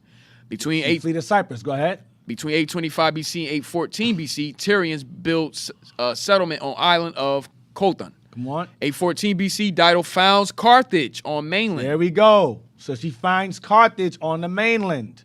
She flees to Carthage. That's North Africa, North Ethiopia. Let's jump up now. Let's find out why. Oh, I'm sorry. Then she go down again. So she died in Carthage also. And when she fled there, some of Northern Kingdom went over there with her. Go down to early accounts, right there. The person of Dido can be traced to references by Roman historians to lost writings of Timaeus of Taraminium in Sicily, 356-260 BC. Ancient historians gave various dates both for the foundation of Carthage and the foundation of Rome. Appian, in the beginning of his Punic Wars, claims that Carthage was founded by a certain Zorus and Carchedon. Right, they try to mix fact with fiction, myth with legend, and so forth. Go ahead. But Zorus looks like an alternative transliteration of the city named Tyre, while Carchedon is just the Greek form of Carthage. Jump up now, jump to the very top. Jump to the very top. Top with Dido.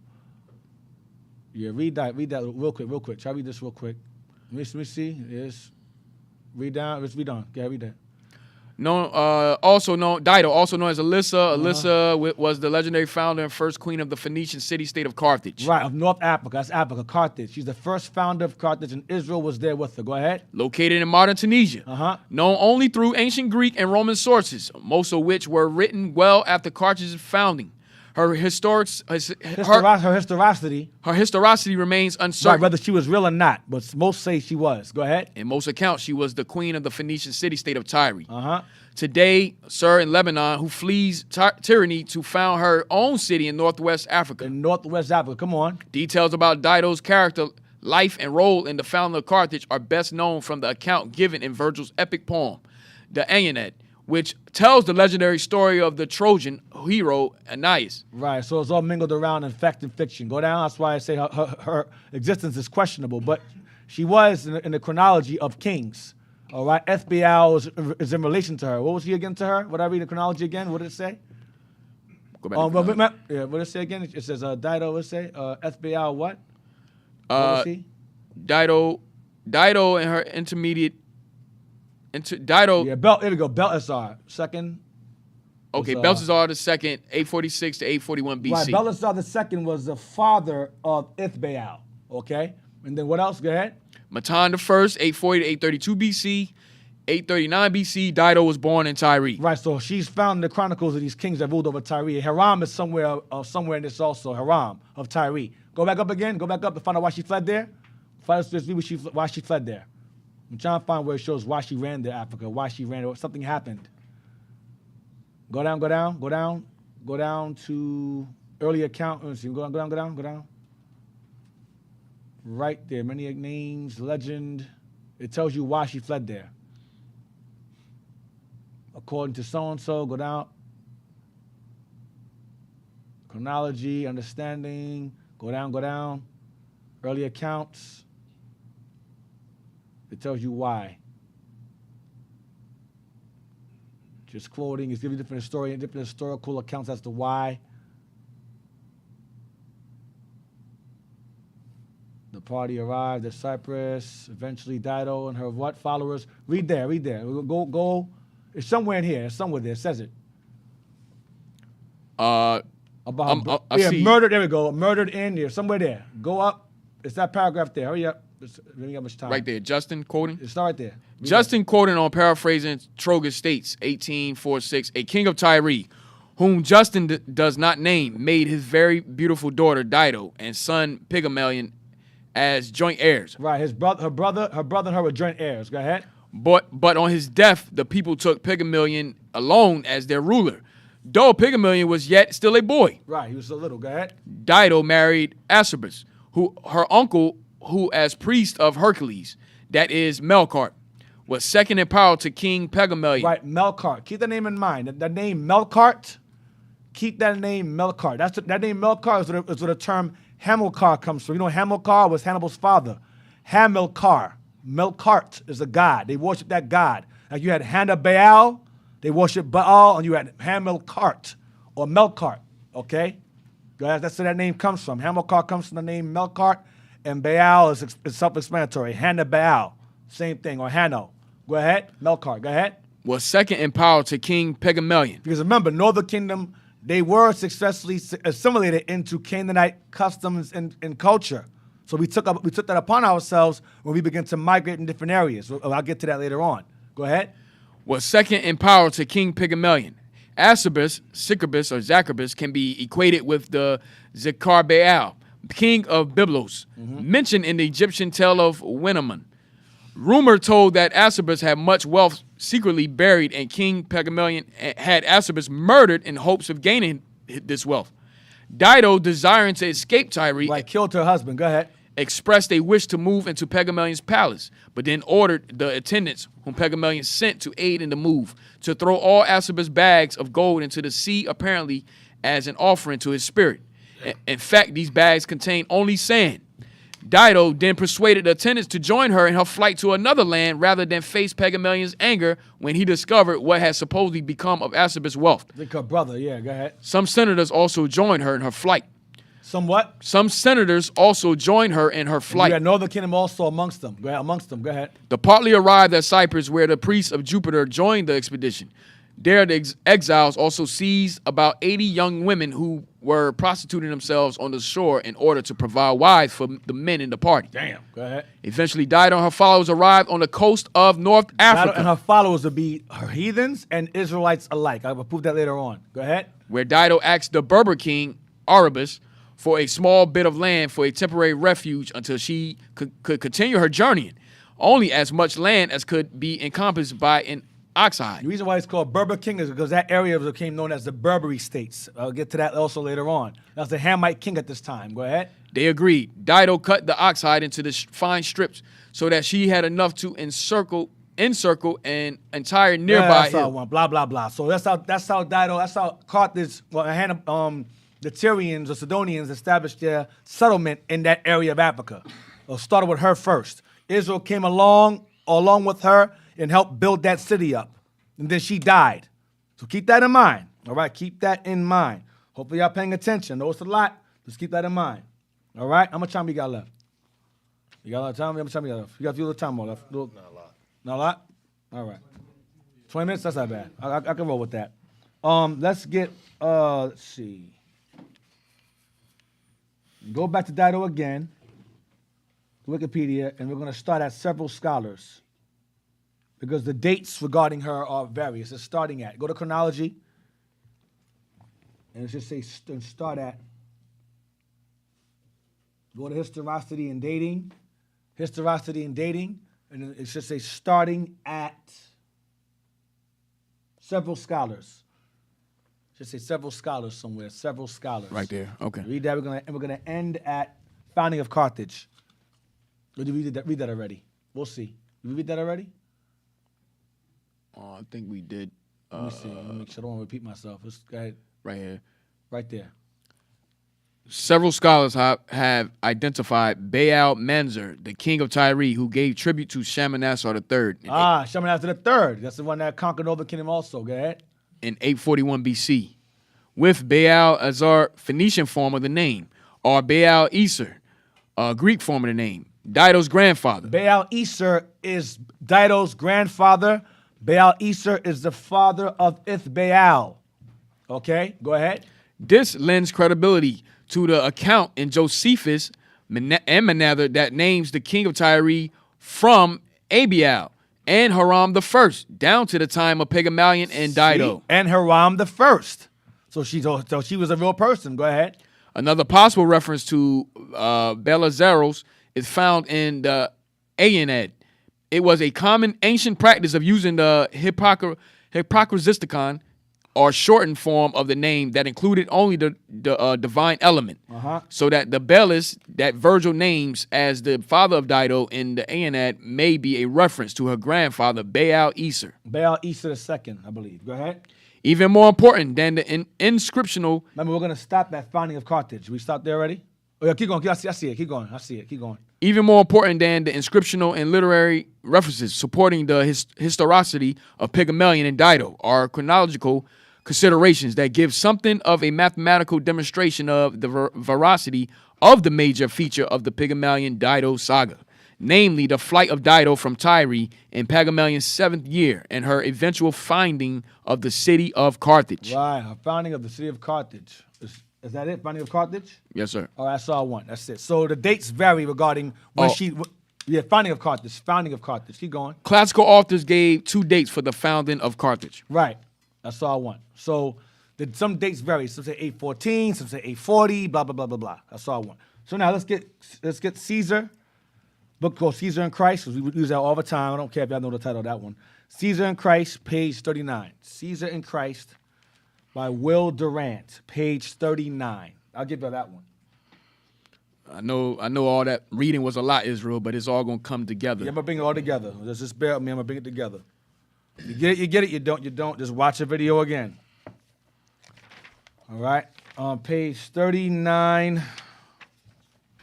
What I tend to do is in my classes, I tend to repeat the same history with different sources. So if you didn't get it from Wikipedia, you're going to get it from here because I mentioned it here also. Page 39, Caesar and Christ. We're gonna stop at Phoenicians. I.e. Phoenicians. We're gonna stop at I.e. Phoenicians. All right, go up. We'll go to the top. All right. Some 1,100 years before our era, the inquisitive traders of Phoenicia discovered the mineral wealth of Spain. Soon, a fleet of merchant vessels plied between Sidon, Tyre, and Byblos. At one end of the Mediterranean, Byblos would be the promised land also. Yeah, so Byblos or Byblos. That's if you look at an ancient like Israelite map, promised land map, you'll see Phoenicia, you'll see Byblos. It's all in that same region, the promised land. Go ahead. At one end of the Mediterranean and Tartessus at the mouth of the Guadalquivir on the other. Since such voyages could not then be made without many stops, and the southern shores of the Mediterranean provided the shortest and safest route, the Phoenicians established intermediate posts and trading stations on the African coast at Leptis Magna. Leptis Magna is Libya. Leptis Magna is where Septimius Severus is from.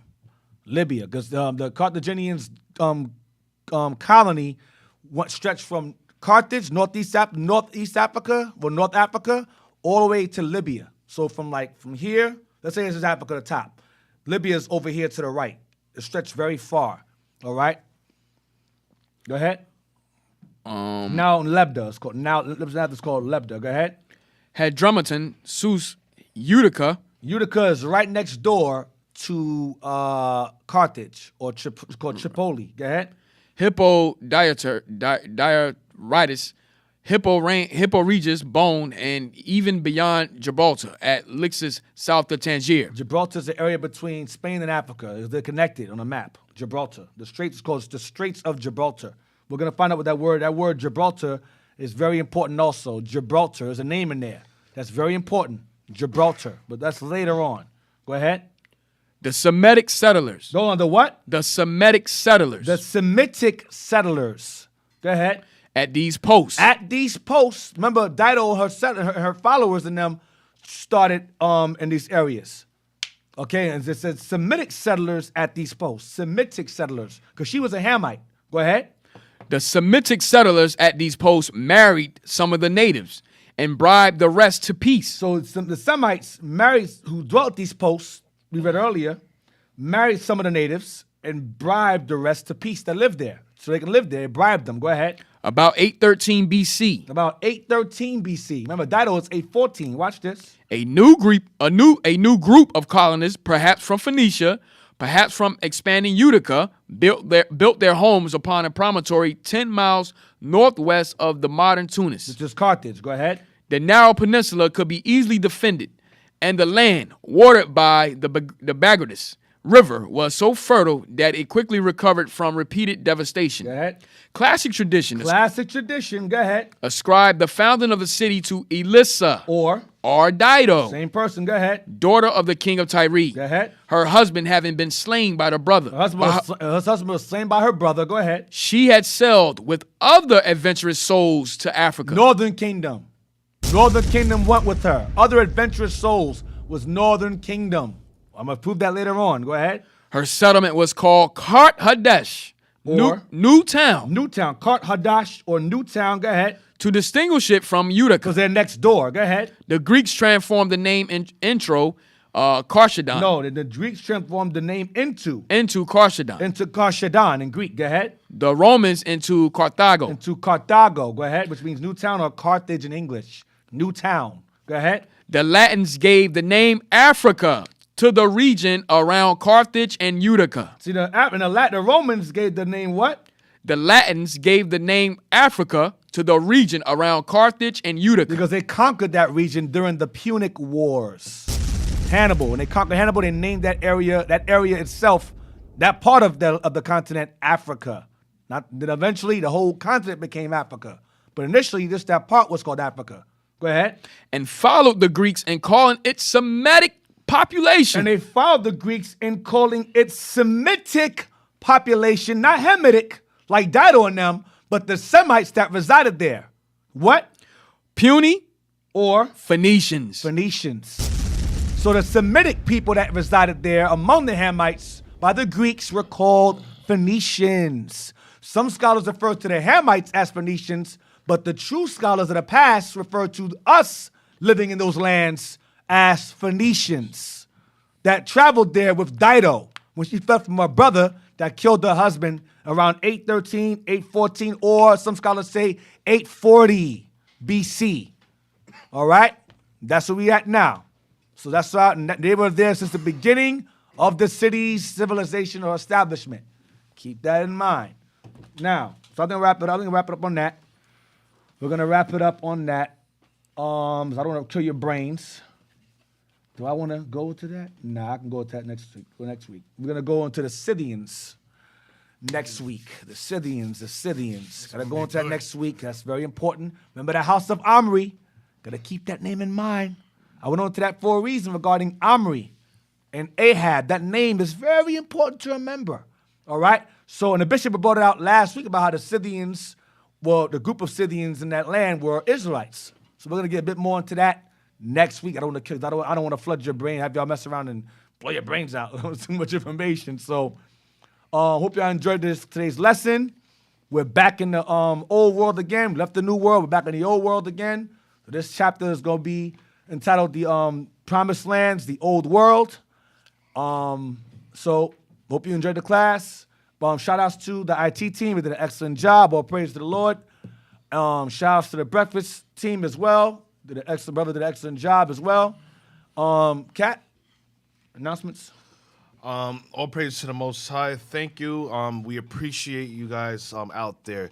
Also, if you want to donate to the Booster Club, you can donate to IUIC.fundraising at israelunite.org. Once again, you can donate to IUIC.fundraising at israelunite.org.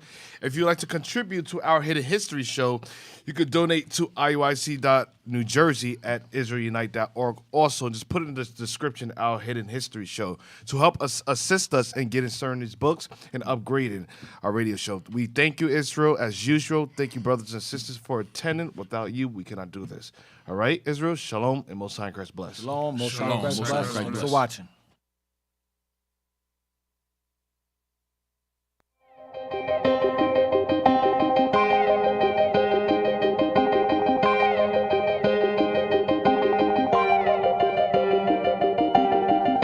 Searching for the road to the way back. We don't know our father's going way back. Do you know it? Do you know it? Oh yeah, oh yeah, yeah, yeah, yeah. We the chosen people, you say no way. Enemies are teaching you the wrong way. Do you know it? Do you know it? Oh yeah, oh yeah, yeah, yeah, yeah. History, yeah. Do you know it? Do you know it? Oh yeah, oh yeah, yeah, yeah, yeah.